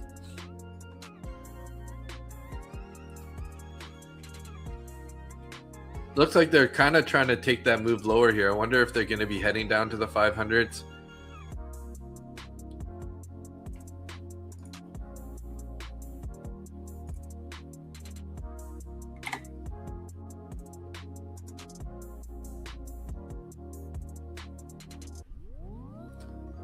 Pyramid scheme? Well, I mean, it's not, I wouldn't really call it a pyramid scheme, right? I mean, in theory, yeah, it is kind of like that, but like the return on investment is like unbeatable, right? So like if you just like be responsible and trade like an adult, and you know, be patient and spread it out over time, the value that you get for the investment is definitely good, right?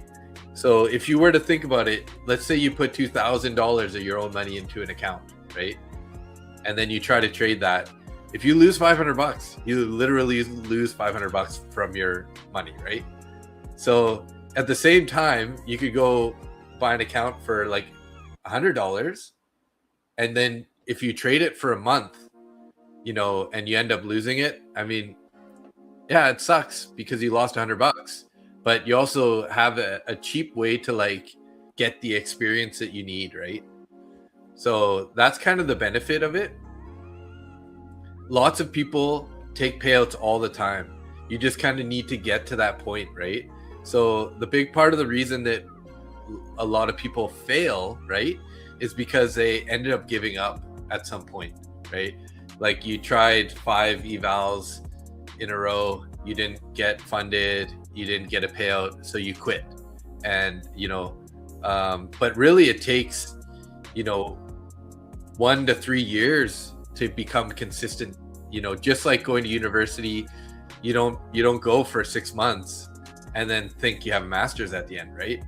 It's a similar idea. So the cost to get the experience is lower using the prop firms, and then the idea behind it is once you become more profitable, more consistent, and you get those payouts, you can put that into a personal capital account and then start trading your own personal capital once you've built the knowledge. I mean, that's kind of my goal.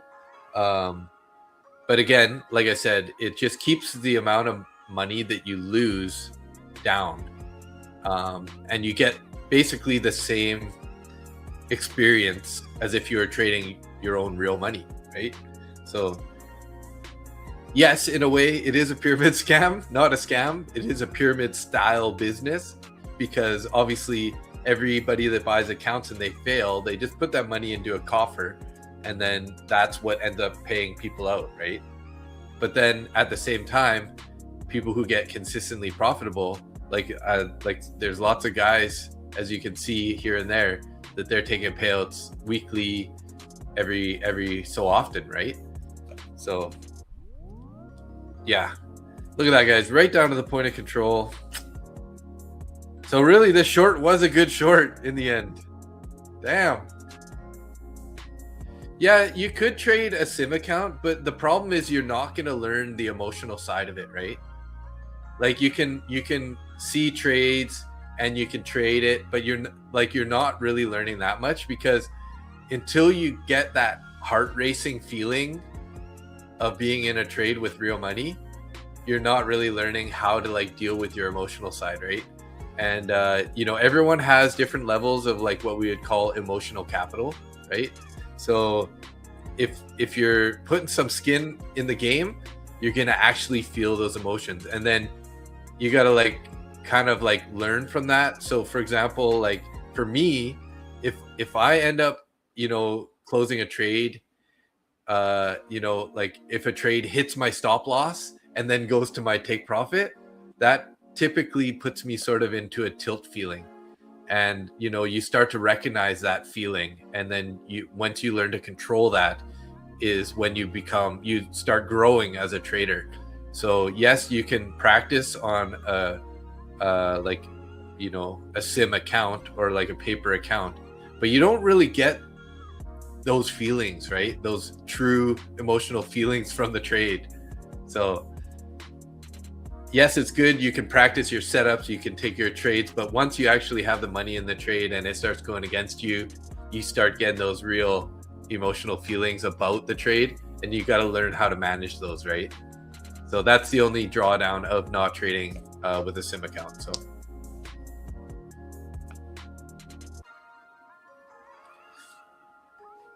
no skin in the game with simulated environment. With prop accounts, your investment is more about the time, energy you put into building the accounts. Yeah, exactly. And you do have a little bit of money in there. That's a good thing, is it's not going to break the bank if you lose your account on the prop firm space, right? It's kind of getting your university education, but you don't have to pay. You're paying less for it, if you want to put it that way, right?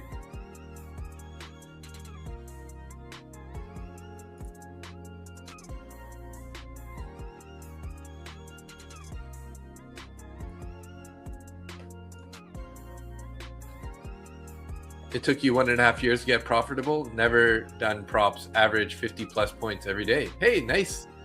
4 Qs. That's awesome. Good for you. I mean, the old way was to learn how to trade before these props came around. That's the only option. So, but that's awesome that you're doing good. Congratulations. And hopefully, everybody in the chat and everybody else can get to that point too. I'll be getting a master's degree education for $30. Yeah. If you can hold that account, Dell, for a year, trade it for a year, then, you'll be one step closer to getting that prop firm or getting that master's degree. It doesn't come fast, right? But you know, the whole point is you need to get as much time in the market as possible. Yeah, wait for the trade and don't get greedy. Yeah, totally agree.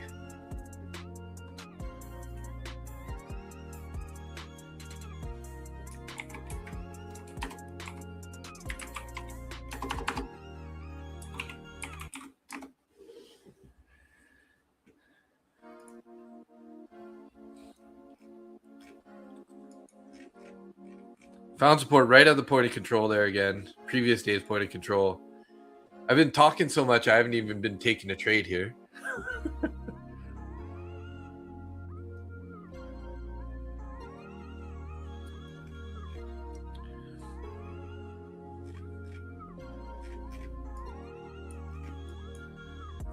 Wishing I would have held on to this trade, guys. But like I said, my rules got broken basically in the trade, so that's why I got out. Whenever, like I said, if I enter on an inverted fair value gap and then it gets reinverted again, that's my sign to get out, typically. And sometimes it'll go in my favor still, but it's just the rules I kind of set. So I would like to go short if I get the opportunity here. I was thinking about trying to short here in this bearish fair value gap. Just gonna see here if we get some sort of a reaction here.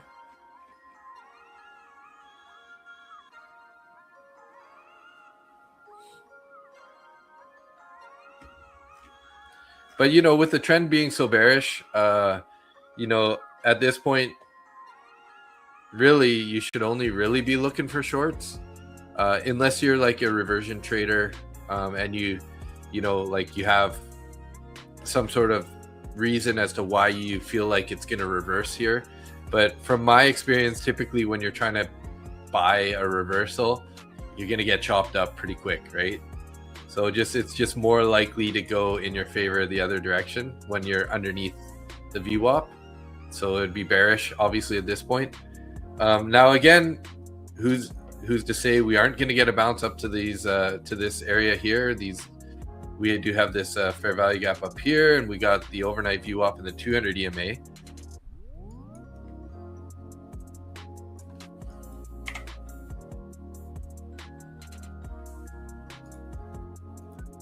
So I will try a little short here, though. Let's see if this will work out.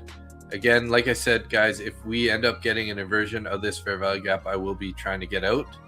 So we got 8 seconds left on this candle. It's looking like we're not going to get the inversion on this guy. Let's see if we can't get back down to these lows here.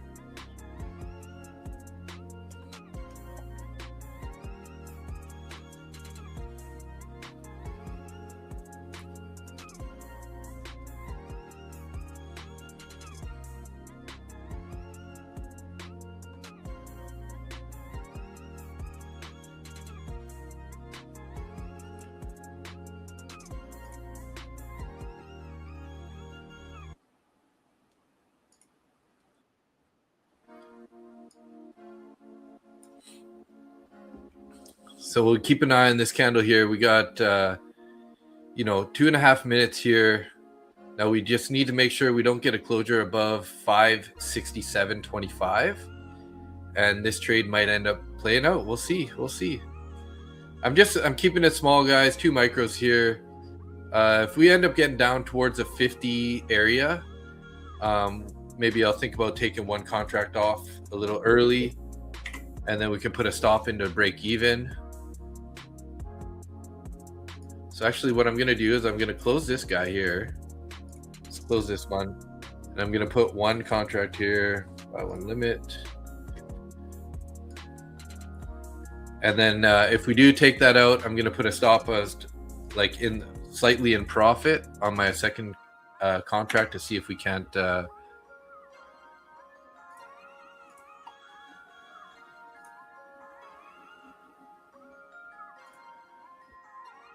oh, we almost got it there. Let's move this up a little bit. Take me out to the ball game. There we go. One contract out, guys. So now I'm just going to put a stop here. One contract. I keep trying to do one contract here. Buy one, stop there in the profit. So let's see if we can let this guy play out. Might end up stopping me out, like as a small, a break-even trade on this if we end up bouncing here. But I would like to see if we can get back down to sort of the point of control here. 536 area.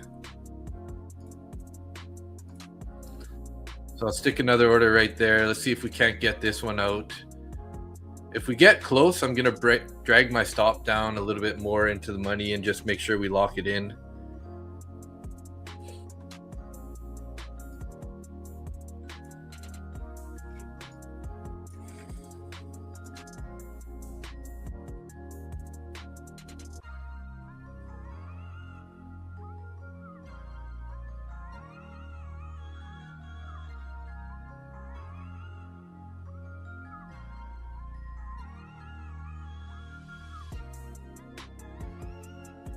Find a little bit of support here, guys. Let's see, are they going to push us a little lower? Come on, get down there. Yeah, I'm going to drop my stop here, guys. Let's see if we can't... we might get bounced out of here right now.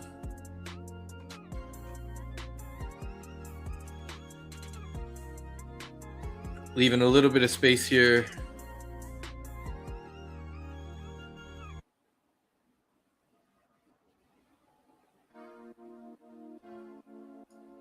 Bring it down a little bit more here.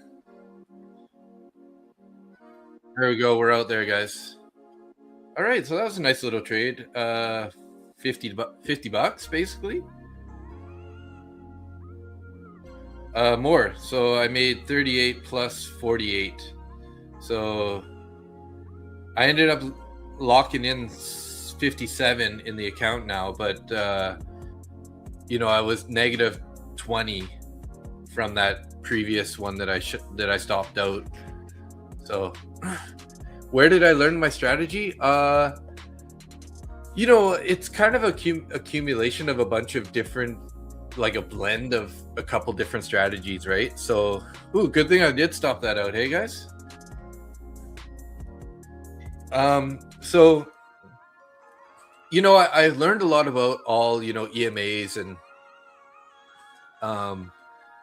VWAP and that kind of stuff from just my learning from YouTube from over time, right? And then when I got started again, I mentioned earlier my friend Randy Baines. He's a trader with ASFX TV now, but then he was just kind of like subscribed with them, and he kind of got me introduced to them, and they're really focused on trading the VWAP. So I kind of like honed my skills. They have a couple courses on their channel. So I kind of like honed in my VWAP skills there. But then meanwhile, this other guy, Zach Arbucci, he runs the stream for Prop for Match. You guys probably have seen him. He has like an ICT style, right? So I kind of infused his style with the VWAP style. And then that's sort of like where I've come to this style of strategy. So main thing is, so the main style is basically VWAPs for trend and for, there's lots of good VWAP trades, obviously. So that can keep those in mind. And then, Zach. And then he got me onto the volume profile, right? Which is a point of control, a value area high, value area low. And then the other thing that I picked up from his style sort of is the fair value gaps. Like, I'm not huge into all of those ICT concepts, but I do like the idea of the fair value gaps. Once I started watching them, they react all the time. Now, you can get a good little reaction off it, but it doesn't necessarily mean it's gonna like be a huge reversal or a big move. So I'm pretty aggressive on taking my profits from the fair value gaps, just kind of getting base hits. So good thing we got out on that candle where we did, guys. Like, look at that. After that, we bounced all the way back up here into this, double inverted fair value gap here. So I'm going to remove this so nobody gets the wrong idea from that. But we kind of almost have a decent trend line. And then, I've also learned a bit about, trend lines, Tory tan lines over the years. So I do like to add those in just for like confluence also. So you can clone this guy. It's kind of a bullish channel, right? This guy. So typically these guys are going to break out to the upside. We might end up heading up to the view op now. Got a little bit of increasing volume on this on these candles, so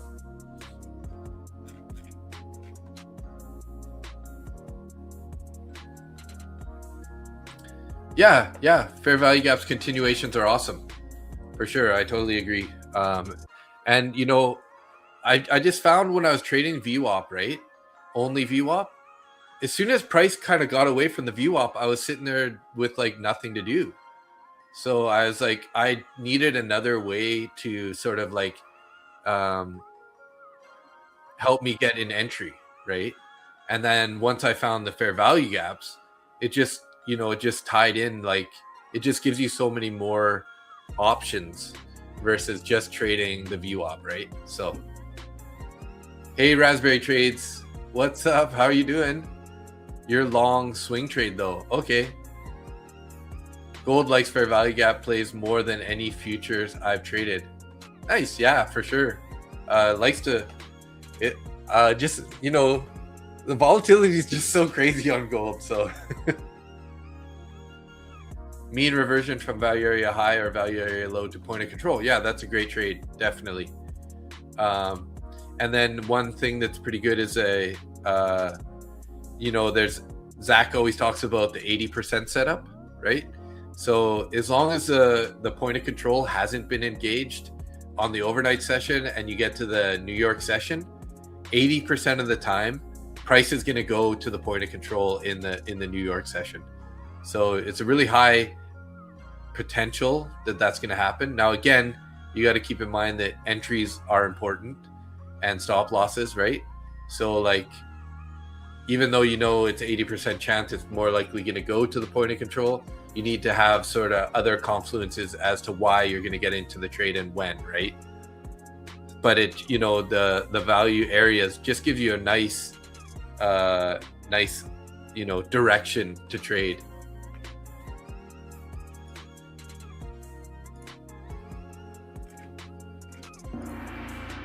There you go. Made $21 by accident. How'd you do that, Del?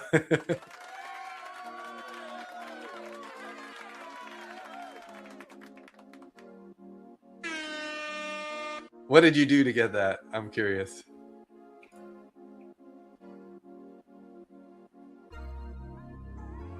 What the heck, man? I swear I heard another bang noise. I'll be back 1 second again. We're looking bullish, guys. We're going to go up to the 200 EMA.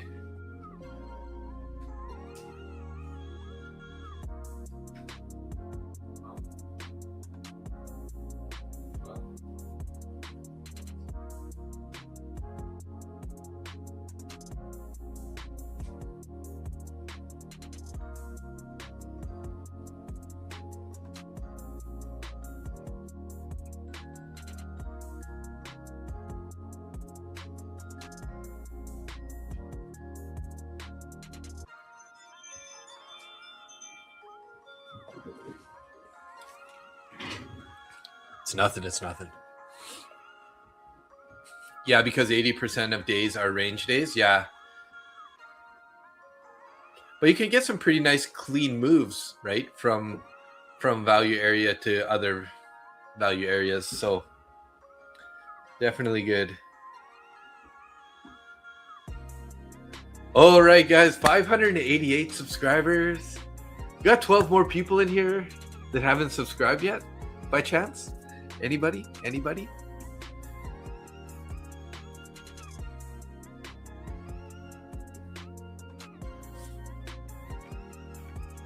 So guys, I was doing a little bit of research and it turns out that I might be able to play music to you guys without recording it to my stream.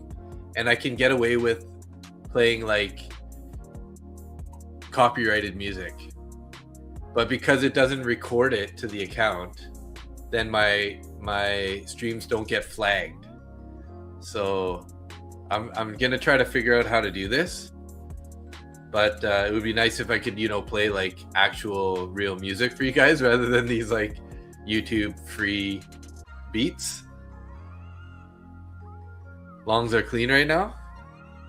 Well, I'd be careful though. I mean, we are still pretty bearish, right? We did reject pretty hard off that previous day's VWAP there. But if we get a retest of this trend here, this channel, and we end up bouncing again, like that would definitely be a good indication. So it's like a break and a retest of this area. We do have a bullish fair value gap here too. So let's keep an eye on these next couple candles here. If we get a closure below this, that would be not a very good sign. Yeah, it would be nice to play regular music, right? I mean, it's one thing to have some music going, like at least we got something, but yeah, I'm limited on what I can play. I think short again, maybe. Hey, have you ever got an Apex funded eval? I have one. That's what I'm trading right now, actually. Edwin, you get a plaque for 500 subs? No, I think when you get to 1,000, you might get a plaque. But when you get to 500 subs, you can start getting super chats. So far, I've got the biggest super chat I've got is like $10 from Dell. Dell guy blessed me with a $10 tip. And then there's a Q4 Pilot. He's right behind Dell. I think he's tipped me almost $7. So I appreciate you guys. Every last little bit helps the dream. I bought one about an hour and a half ago. Will I be able to trade tomorrow? I don't understand it, honestly. It only works on demo to trade on TradingView. Okay, so you bought the account. Did you connect it through Tradeovate, or which platform did you use to trade it?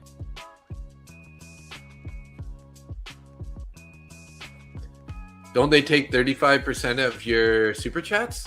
That's a good question. You know, I never saw that. But I haven't got a payout. I haven't withdrawn any money from it. So the day that I do withdraw, I'll remember to mention something to you, Travel with Leo. But I set up sort of the pay account, and they literally mail you something that has a code on it. So I'm waiting for that to arrive in the mail so that I can finish activating it. So okay, so you connected it to Tradeovate. So in Tradeovate, if you go like this, right? Here's the Tradeovate. This is my Apex account right here. So if you go over to this little application settings button here, right? And then go to your add-ons, and then you can activate TradingView right here. And then once you activate that, then you can sign into your Tradeovate through your TradingView.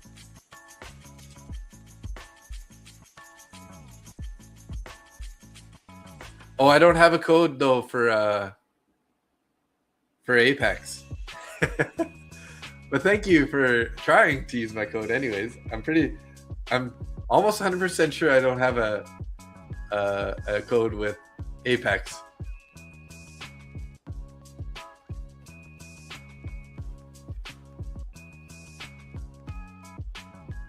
Well, yeah, it says demo because it's not a real funded account, right?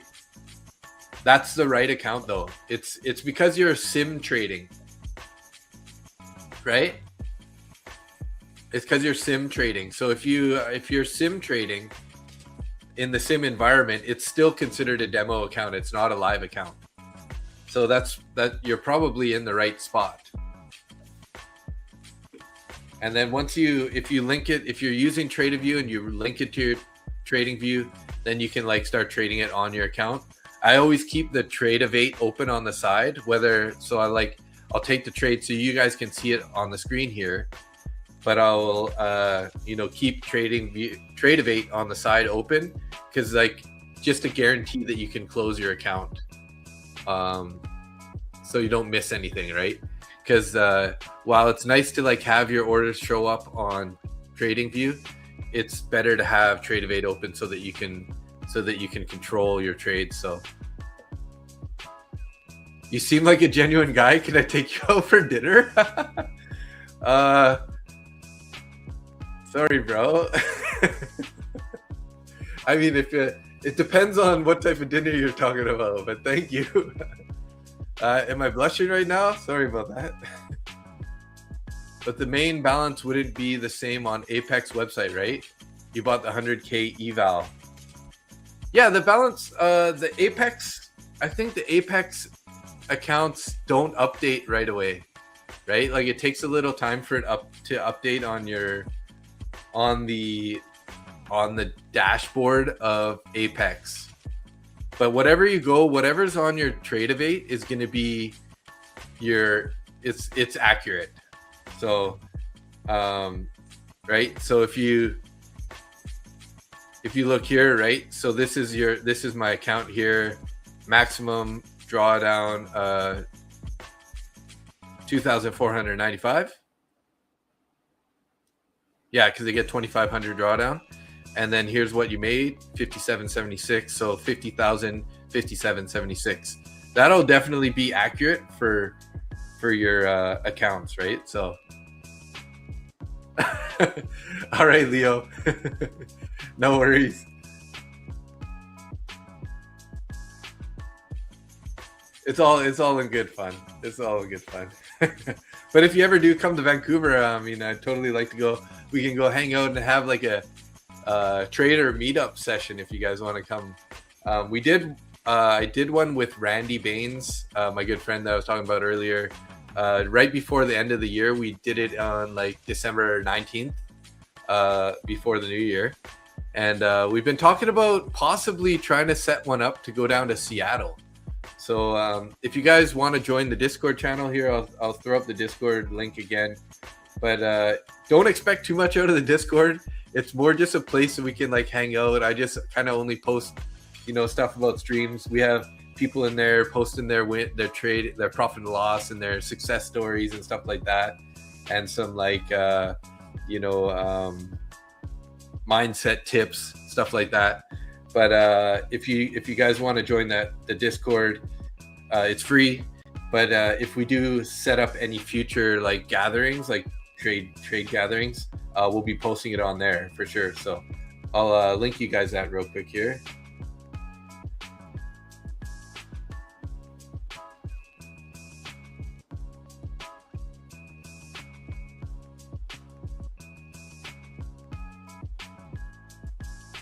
There we go.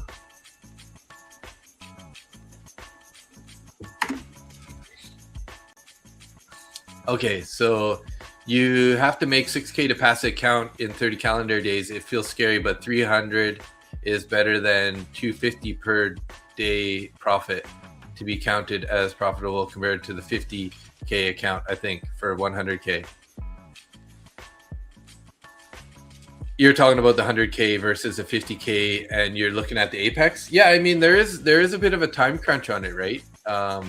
You got 1 month to pass it, but if you're trading a 100K account, you're probably going to want to trade larger size, obviously, right? So you can't really keep it down the same size. So if you're trading like 1 to 3 micros for 50K, maybe trade 5 to 8 micros on 100K, right? And that would kind of make up the difference. So you kind of just got to scale it a little bit. Yeah, it's definitely more pressure, right? But you also have a little bit more room that you can risk. So it's really a scaling thing. If you're going to go with 100K, maybe you should be trading 5 to 8 micros or 5 to 10 micros. And if you're trading, a 50K, maybe keep it between, 1 and 4 or 1 and 5 or something like that, right? Like, so it's really comes down to scale size for that. If you just trade the same way you normally trade, but just scale it up the size, then that's going to be how you're going to pass it, right? So yeah, I got the 100K account. So the one I'm trading right here, this was I bought it a while ago, and then it the subscription renewed it. I didn't even know, actually. I only have until March 13th before it renews again. I canceled the renewal for the next one, so I only have 13 days to pass this guy. So this one's gonna get full ported at some point pretty soon. $100 per day to be counted as profitable? Yeah.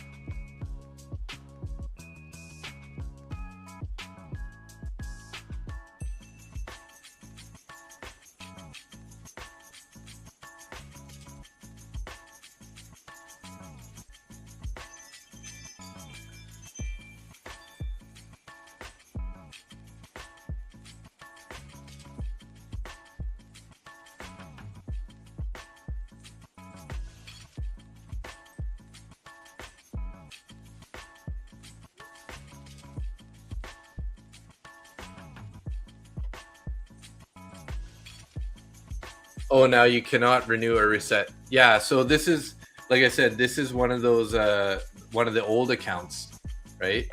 So those ones renew. They're still renewing as long as you have them active. I canceled the subscription now on it because it's like one of the old accounts. So there we go. And then the new one I have is here. I'll show you. I just got this other one here, and this is 100K, and this is the new style account. So this guy's the older style account, legacy account, I should say.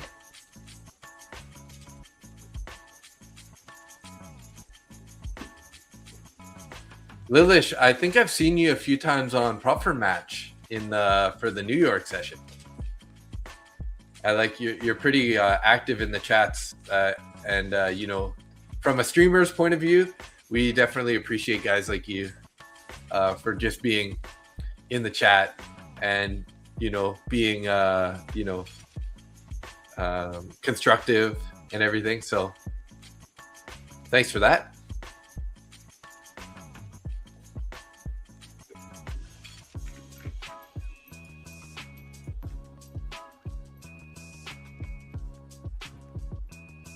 Yeah. Because I, you know, like I said, I started with ASFX TV, and that was before he was on Prop for Match. So I used to always go to his streams like in the midday, and then you know, because I trade with Nick, who is Mustang Trader. He's in the Black Shirt Club, which is kind of like their paid mentoring group. So like we kind of all know each other from that circle there. And yeah, he's good shit. I love Zach. We had Abby on the stream too last Monday. Abby Manzoni was on the stream. I'm gonna have to get Urcon in here one of these days. I'm gonna poach all the traders off a proper match. We're trying to get Zach to come in on one of these evening streams also, guys. So this Sunday coming up, we're gonna have what's his name again now? Shoot, I'm drawing a blank. We're having a guest next Sunday. Yeah, lots of Black Shirt Club guys are there because everybody loves Zach. Where do I think it'll go during London? Oh, geez. That's a loaded question, Wilkerson.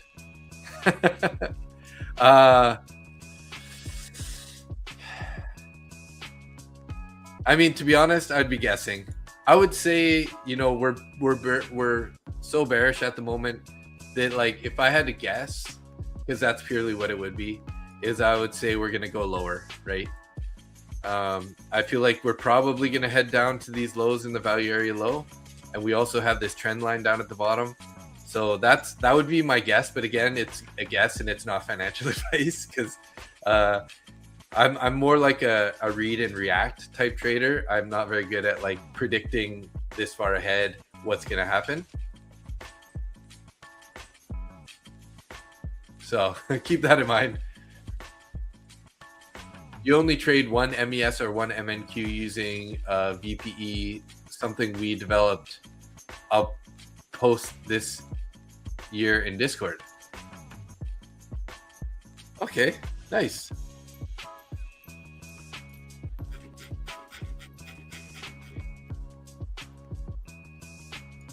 Quad Q. ASFX is amazing, man. I like the energy. He makes you feel active, aware, and armed. I need to watch some of his live trading sessions. Yeah, he's ASFX is a great place to start if you're a new trader. There you can kind of like pay for their live stream. You can go through their courses, and then you can like practice trading their style of trades on the New York VWAP live, right? So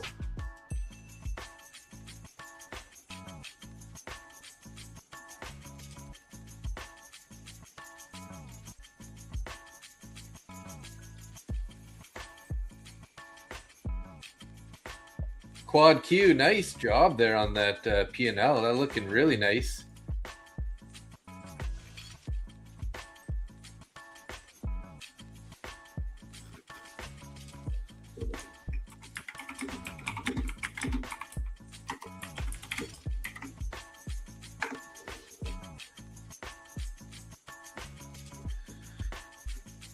But yeah, I can't really say anything other than we're probably going to stay bearish at this point. But yes.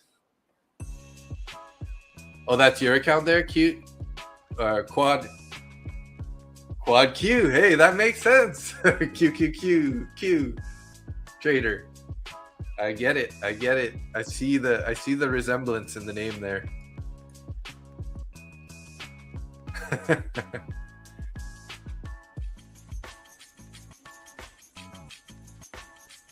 Okay, guys, heading back into this channel here. So like I was saying before, remember we had that fair value gap, right? Haven't been paying attention because we've been talking too much, and I'm probably gonna have to wrap up the stream here pretty soon. But this was originally a bullish fair value gap. Sorry, hiccuping. This last candle we inverted it, and then look at this, guys, boom. So didn't really get the full pullback for an entry in this area, but just goes to show inverted fair value gaps. They make money. They make money.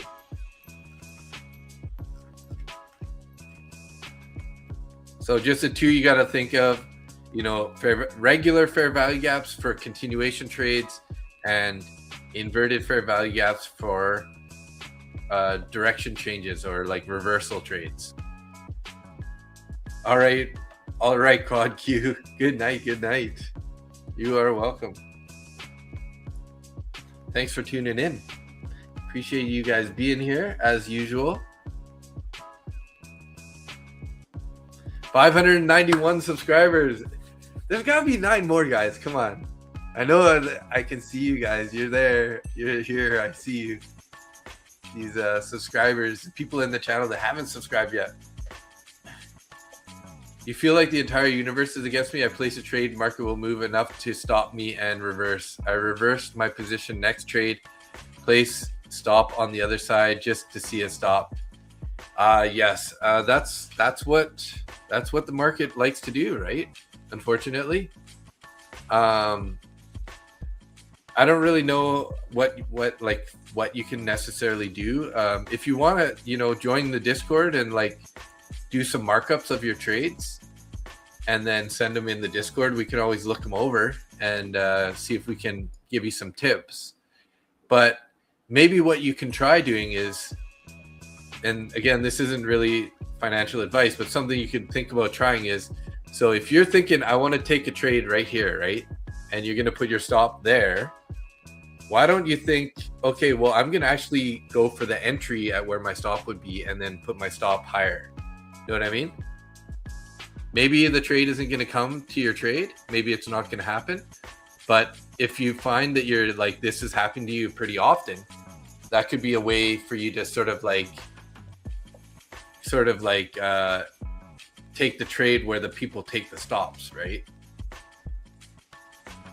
But yes, I feel the same way sometimes. And if you start feeling that way, I would say lock out your account and stop trading for the day. You know, sleep it off, you know, touch some grass, and come back refreshed, right? Because quite often what's happening is your mental capital is getting spent, and then as you start trading, you start, you know, wanting to reverse your trades, right? Rather than, you know, you want to try to get it back after you took that loss. And those ones are the tilty ones where it like goes against your, hits your stop and then goes to profit, right? Those are the worst. So can you advise me? I just can't handle losses. The moment I see a loss, I go mad, even for small quantity. A lot of emotional attachment. Yeah, so you got to try to disconnect the losses from how you feel about yourself, like your value as a trader, right? Everybody is going to lose trades. So if you can just start thinking of it like as in you have a certain set of odds, right? And you know, the odds say that sometimes you're going to be wrong, right? No matter what, whatever your strategy is saying is your, like, there's a win rate, right?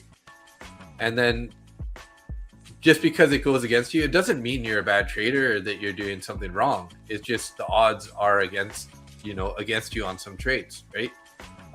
Whereas, you know, maybe that 30% of the time where you win 70%, you lose 30, it's going to be the losing side. So it's hard to not take it personally, right?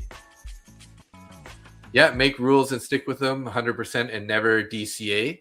I agree with that, except for as long as it's in your strategy, right?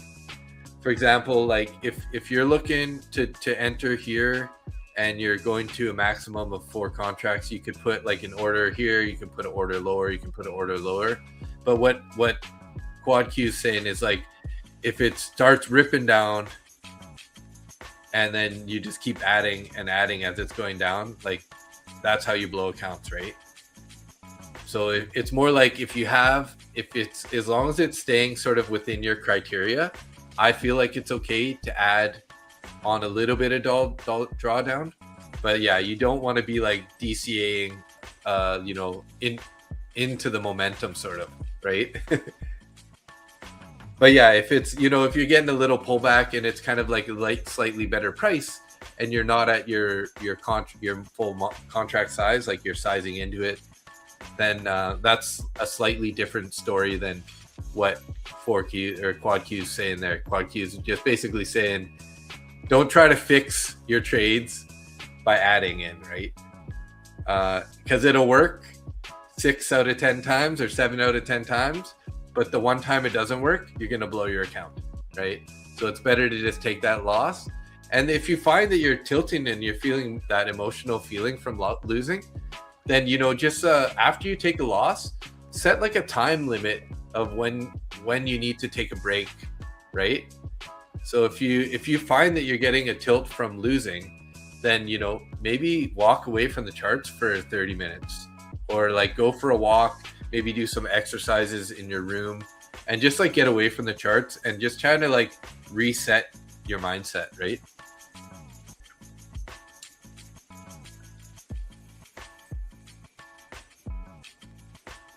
Because nobody's perfect and you're not going to win every trade. So don't think you will, right?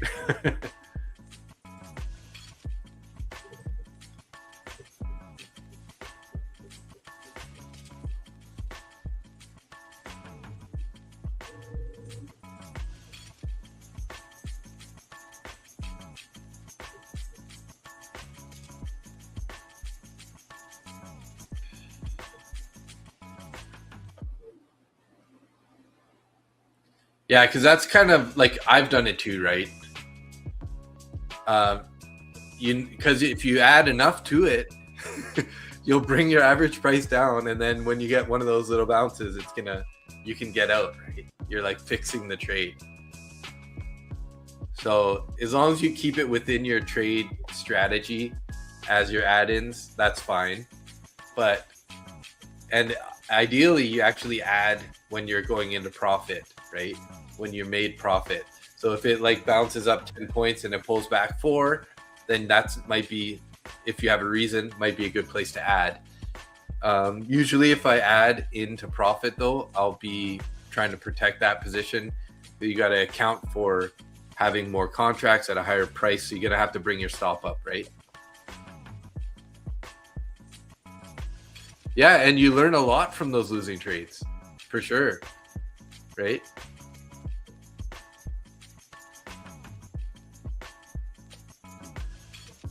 That's a really good discussion tonight, guys. Thanks a lot for all these good questions and awesome interactions. So you're going long on MCL. That's what's it called? Oil?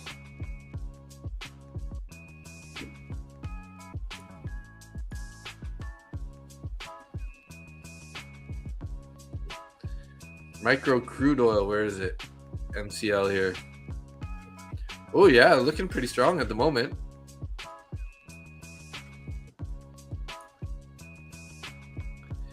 Instantly kind of see we're in this trend here.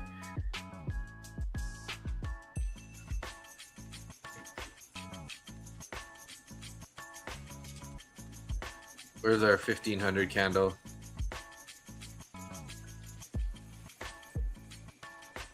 Let's anchor a view up there. I don't trade oil, guys, so but I just figured I'll draw up this guy. So we're nicely above the VWAP. Kind of had this like bull flag playing out right here, right? Broke out.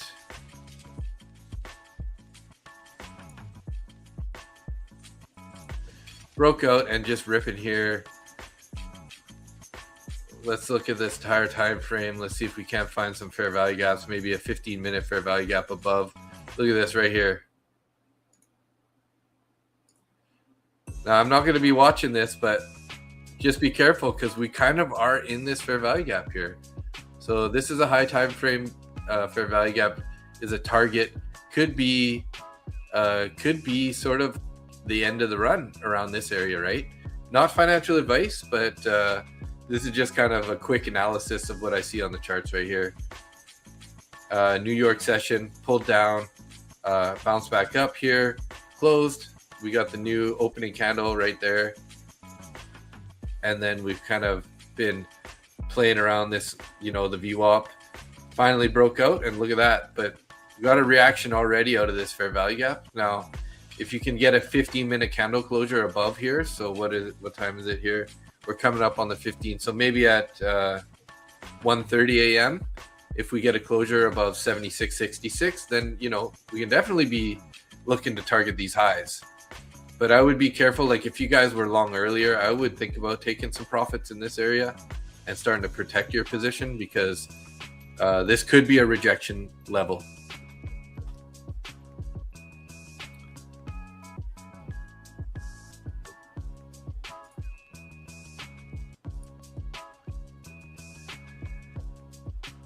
My unique problem is I enter into trades where it suddenly changes direction. This is only a scenario I am not able to handle. Otherwise, I am constant with long winning streaks. Nice.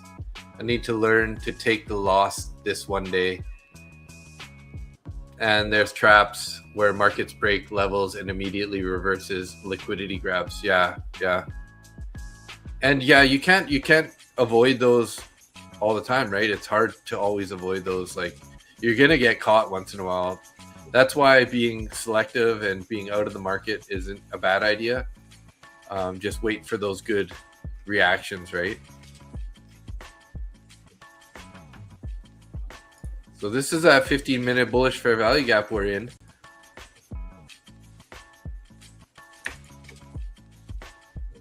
So 50% point, look at that. We came right down to the 50% point, almost touched it there, and then bounced. 24,515.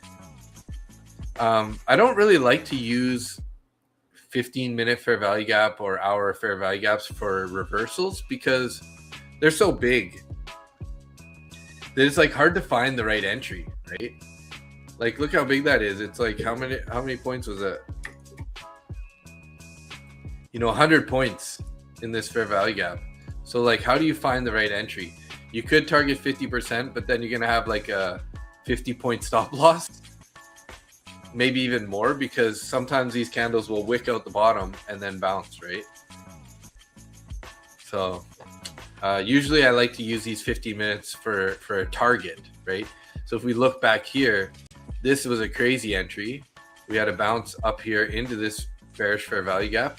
And then if you would have targeted roughly the middle of this 15-minute fair value gap, look at that, you know, bounced up, rejected, straight down into this fair value gap. So that's the kind of trades that I'll be looking for. Now, where this is going to bounce, hard to say, right? Because it's so big. It might end up pulling all the way down. 3/4 might pull down all the way. It might just bounce right here where it is. So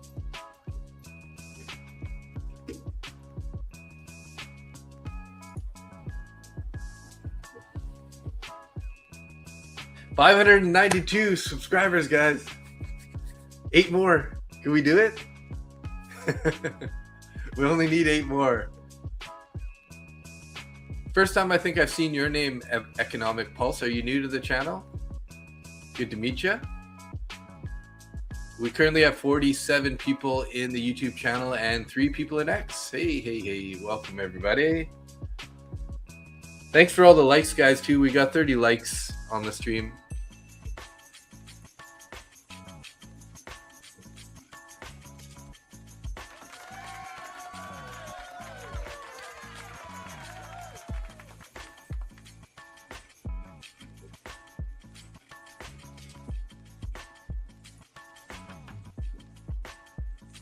Mr. Carlitos, like, hey, dumb question. Just started trading a few days ago.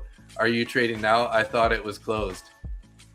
Oh, hey, Mr. Carlitos. So are you trading stocks or are you trading futures? Because futures are open pretty much all day with the exception of 3 p.m. East Coast till 5 p.m. East Coast. So if you're talking about futures, it is open mostly all day except for a small window. Yeah, it's open. Yeah, so after market closes at 3 p.m. East Coast time, usually all the prop firms don't allow you to trade futures for 2 hours. If you're in personal capital and you have quite a bit of capital in your account, you can trade from 1 till 2 p.m. or sorry, 3 till 4 p.m. But from 4 to 5 p.m., no matter what, the CME closes. So if futures accounts, prop firm accounts from 3 till 5, right? Yeah. No, 4 p.m. till 6 p.m. is closed if you're using prop firm accounts. If you're in personal capital, you can also trade from 5 p.m. till 6 p.m. is closed. Yeah, exactly. Q trades. Futures close 5 p.m. to 6 p.m. But most prop firm accounts, they don't allow you to trade past 4 p.m.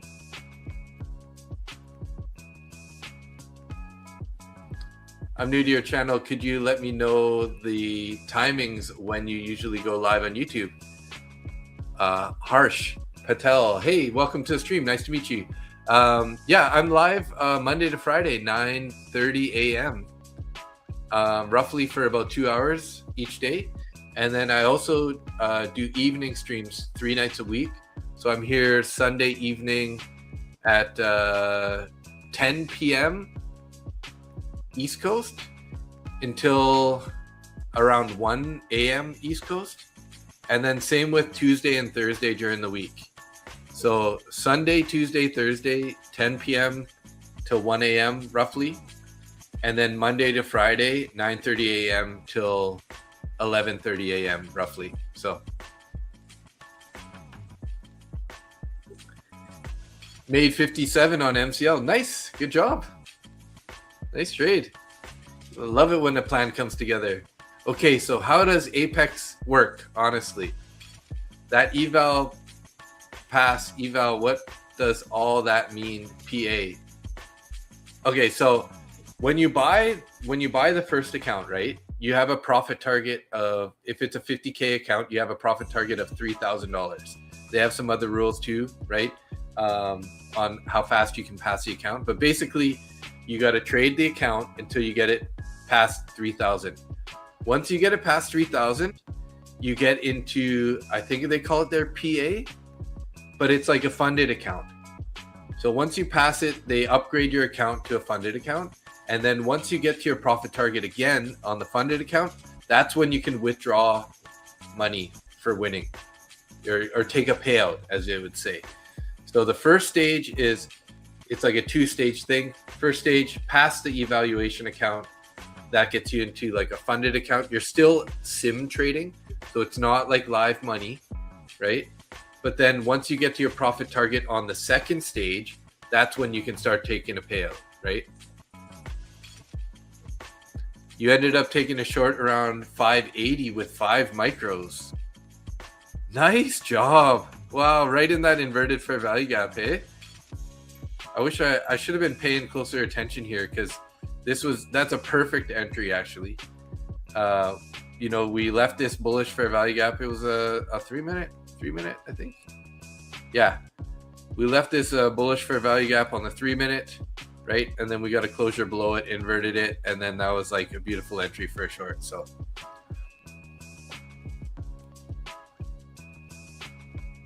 if I buy an account with your code, how much of my profits do I have to give you? Lafta, you're a funny guy, man. You always give me a hard time, aren't you, Lafta? You don't gotta give me nothing, but if you use my code, I do get a small tip in a way. So I pulled out too early though, took only 150, but I was hesitant. Hey, money's money, Mango. You won't go broke taking profits, right? So good for you. Way to lock it in. So in the future, right, here's what I like to do is, if you're in 5 accounts or 5 contracts, right, and you're feeling antsy, you want to get out, sell 4 and leave 1 runner, and then just put your stop to break even and just let it ride, right? And then look for the chart to tell you at a point where you should get out. So for example, like, you might be thinking currently this might be a good time to close your last contract, because you know, we wicked up and then we got a doji candle and now we're wicking up again. So something like that. That's the way I like to do it. And you'd be surprised how much more profit you can make is if you just hold on to that 1 runner, you know? So sell 4 of them, leave your 1, put your stop loss slightly into profit, and let that run. Okay, we'll do now in long for 514 for 1 mini. Oh, wow. But yeah, you'd have to be trading micros then, right? So Discord link in the description. Could I share it? Yes, for sure.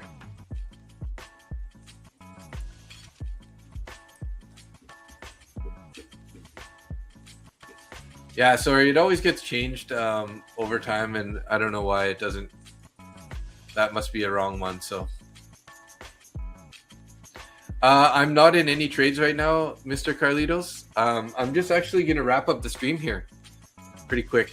I'm actually supposed to be, I got to be up tomorrow morning for market open, right? So I got to get to bed here pretty quick. So, but yeah, that's a Discord link. So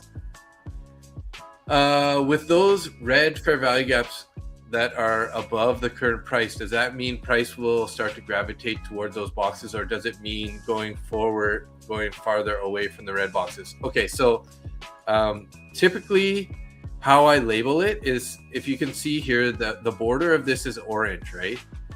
So if this is an orange one, it's a bearish fair value gap, and this is a green one, right? The green border, that's a bullish fair value gap. So typically what I'll be waiting for is for a bounce. You know, like I said, I don't like to take longs in the 15-minute fair value, or I don't like to take entries on the 15-minute fair value gap when they're this big, because it's hard to say where is the entry. I mean, you could have got in at the 50% point here. It looks like it could have been a decent entry, right? You can target 50% for the long. You probably wouldn't have got stopped out, and you would have been about, 20 points in profit already here. So I usually do target the middle of the fair value gaps, but I don't like to target the middle if it's a really large fair value gap. But that being said, so how I would treat this guy here, though, this bearish one up above, is I'm actually looking for a bounce to take a short in this trade up here, right? It doesn't seem like we're going to be getting there anytime soon. So then, you can consider some of these other fair value gaps down here for an entry on a short if you want to get in on a continuation of the short. And then also keeping an eye on these. If they invert it, as in like if this is a bearish fair value gap, this is a 3-minute bearish fair value gap. If the candle closes above that fair value gap on the 3-minute, then it would be considered an inverted fair value gap. And then you got to like flip the bias on it, right? So if it was a bearish one and it gets inverted, now it becomes a bullish, sort of a bullish fair value gap. So what I would be doing is I would be looking for an entry, a pullback into this fair value gap for an entry, or, you know, a continuation entry after that. So that's kind of how I use the fair value gaps. When you have, you know, some bullish or some bearish above and some bullish below, they're like really conflicting if they're close together. So that usually we're going to chop in that range. So I'd be waiting for an inversion of one of those fair value gaps. So that's just a basic quick idea of how to trade fair value gaps, right? But hey guys, I might have to wrap it up here. I've been hoping we're getting to 600 subscribers. We got 593, so I'm pretty happy with that, guys. 7 away from the big 600 mark. So thank you, everybody. Appreciate you guys for being here and for subscribing and hitting that like button. You guys rock. Make sure you turn on that bell notification if you want to be notified about my future streams. Like I said, Monday to Friday, 9:30 a.m. till roughly 11:30 a.m. Sometimes we're around a little bit longer. And then Sunday, Tuesday, Thursday. Sometimes the Tuesday and Thursday move around. I play ice hockey, so if I'm playing hockey on one night, I might be like a Wednesday, Thursday, or Tuesday, Wednesday, or something like that. But yeah, 10 p.m. East Coast till 1 p.m. East Coast is roughly where I will be on. So, okay, so example, say my price target is 5,000 and I reach that, then I have to pay for the other funded as well for the PA? No. So depending on the account. So some accounts have what's called the activation fee, right? So certain prop firms have an activation fee. So once you pass that account, you might have to pay an activation fee. But the new rules on Apex, or if you go with Lucid, which is one of the guys that I prefer. Where is it?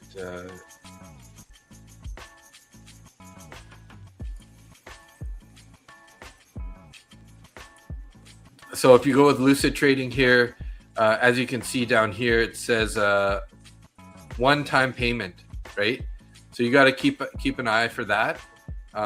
Depending on which prop firm you use, some of them have activation fees, some of them don't, right? The ones that don't have an activation fee typically are a little more expensive for the evaluation, right? So you're kind of like prepaying for that. But yeah, check out Lucid. Their one-time fee, no activation fee, and no monthly recurring. So you can have these accounts for like 3 to 6 months if you don't pass it. So there's really no pressure on passing them. And then you don't have a fee to pay to get it to the funded stage.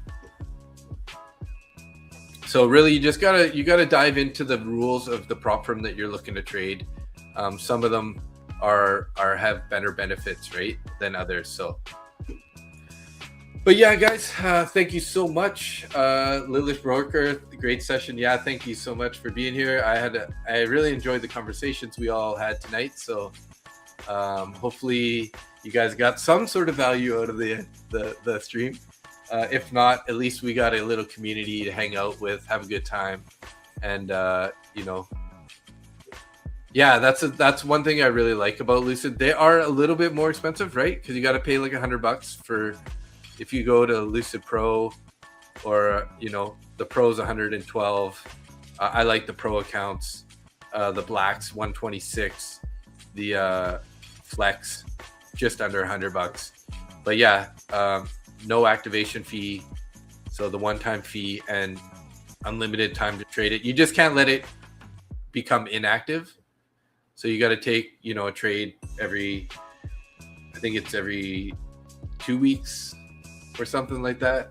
But again, just you got to do a deep dive into whatever prop firm you're going to trade, and to like kind of like understand their rules, right? That's a really important part when you get into trading prop firms, is to understand what the rules are on that prop firm. So, but yeah, guys, thanks so much. Gonna wrap it up here. Just gonna do my usual shout out goodbye to everybody. Thank you for being here. Lilish Borker, Czar Trader, Mango, Edwin, Trading with Leo, or sorry, Travel with Leo, not trading. Mr. Carlitos, Harsh Patel, Lafta's in the house. What up, Lafta? Economic Pulse, Quad Q Trader, Mr. Carlitos, I said that already.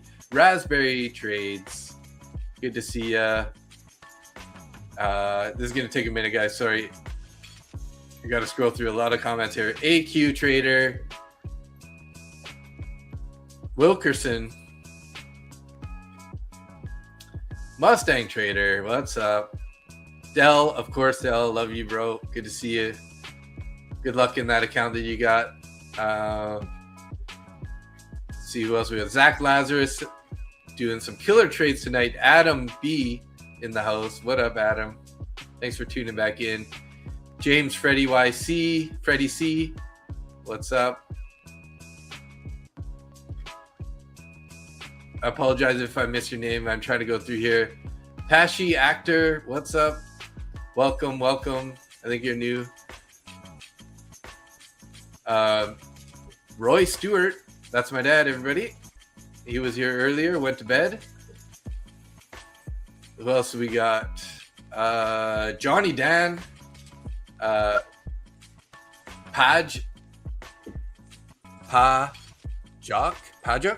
Sorry, I'm sorry if I'm butchering your name. My apologies. It's my name though, so I get away with it. Bunch of styles in the house. Good to see you again. Silver Surfer. Jay, of course, Jay. Miss you, miss Jay every day. He's here usually supporting the stream. Appreciate you. Wayne, of course, Wayne is also a very consistent viewer. Seeing Mango again there. Trying to get through these chats here. Justine Wright took off a little bit earlier. Have a good night, Justine Wright. SM Apple Juice, what's up? I am Thao. Good to see you. Chung Sean, welcome, welcome. E Bambok, I like that name. It's pretty awesome. E Bambok. I like this. I like the sound of that one. Who else we got here? Trying to wrap it up here, guys. Thank you so much for tuning in. I think we might be close to the end of the list here.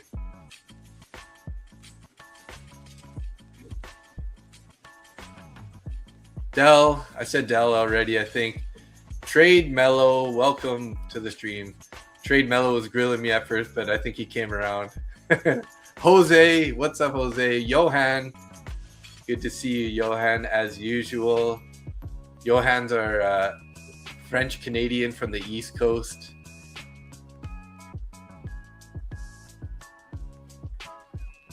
Tim Korth, we're getting close, guys. I know Tim was at the start, and there we go, we did it. Thank you, everybody. Good to have you guys in here, and appreciate you guys. Thanks so much. Oh, thanks, Mr. Carlito. Appreciate that.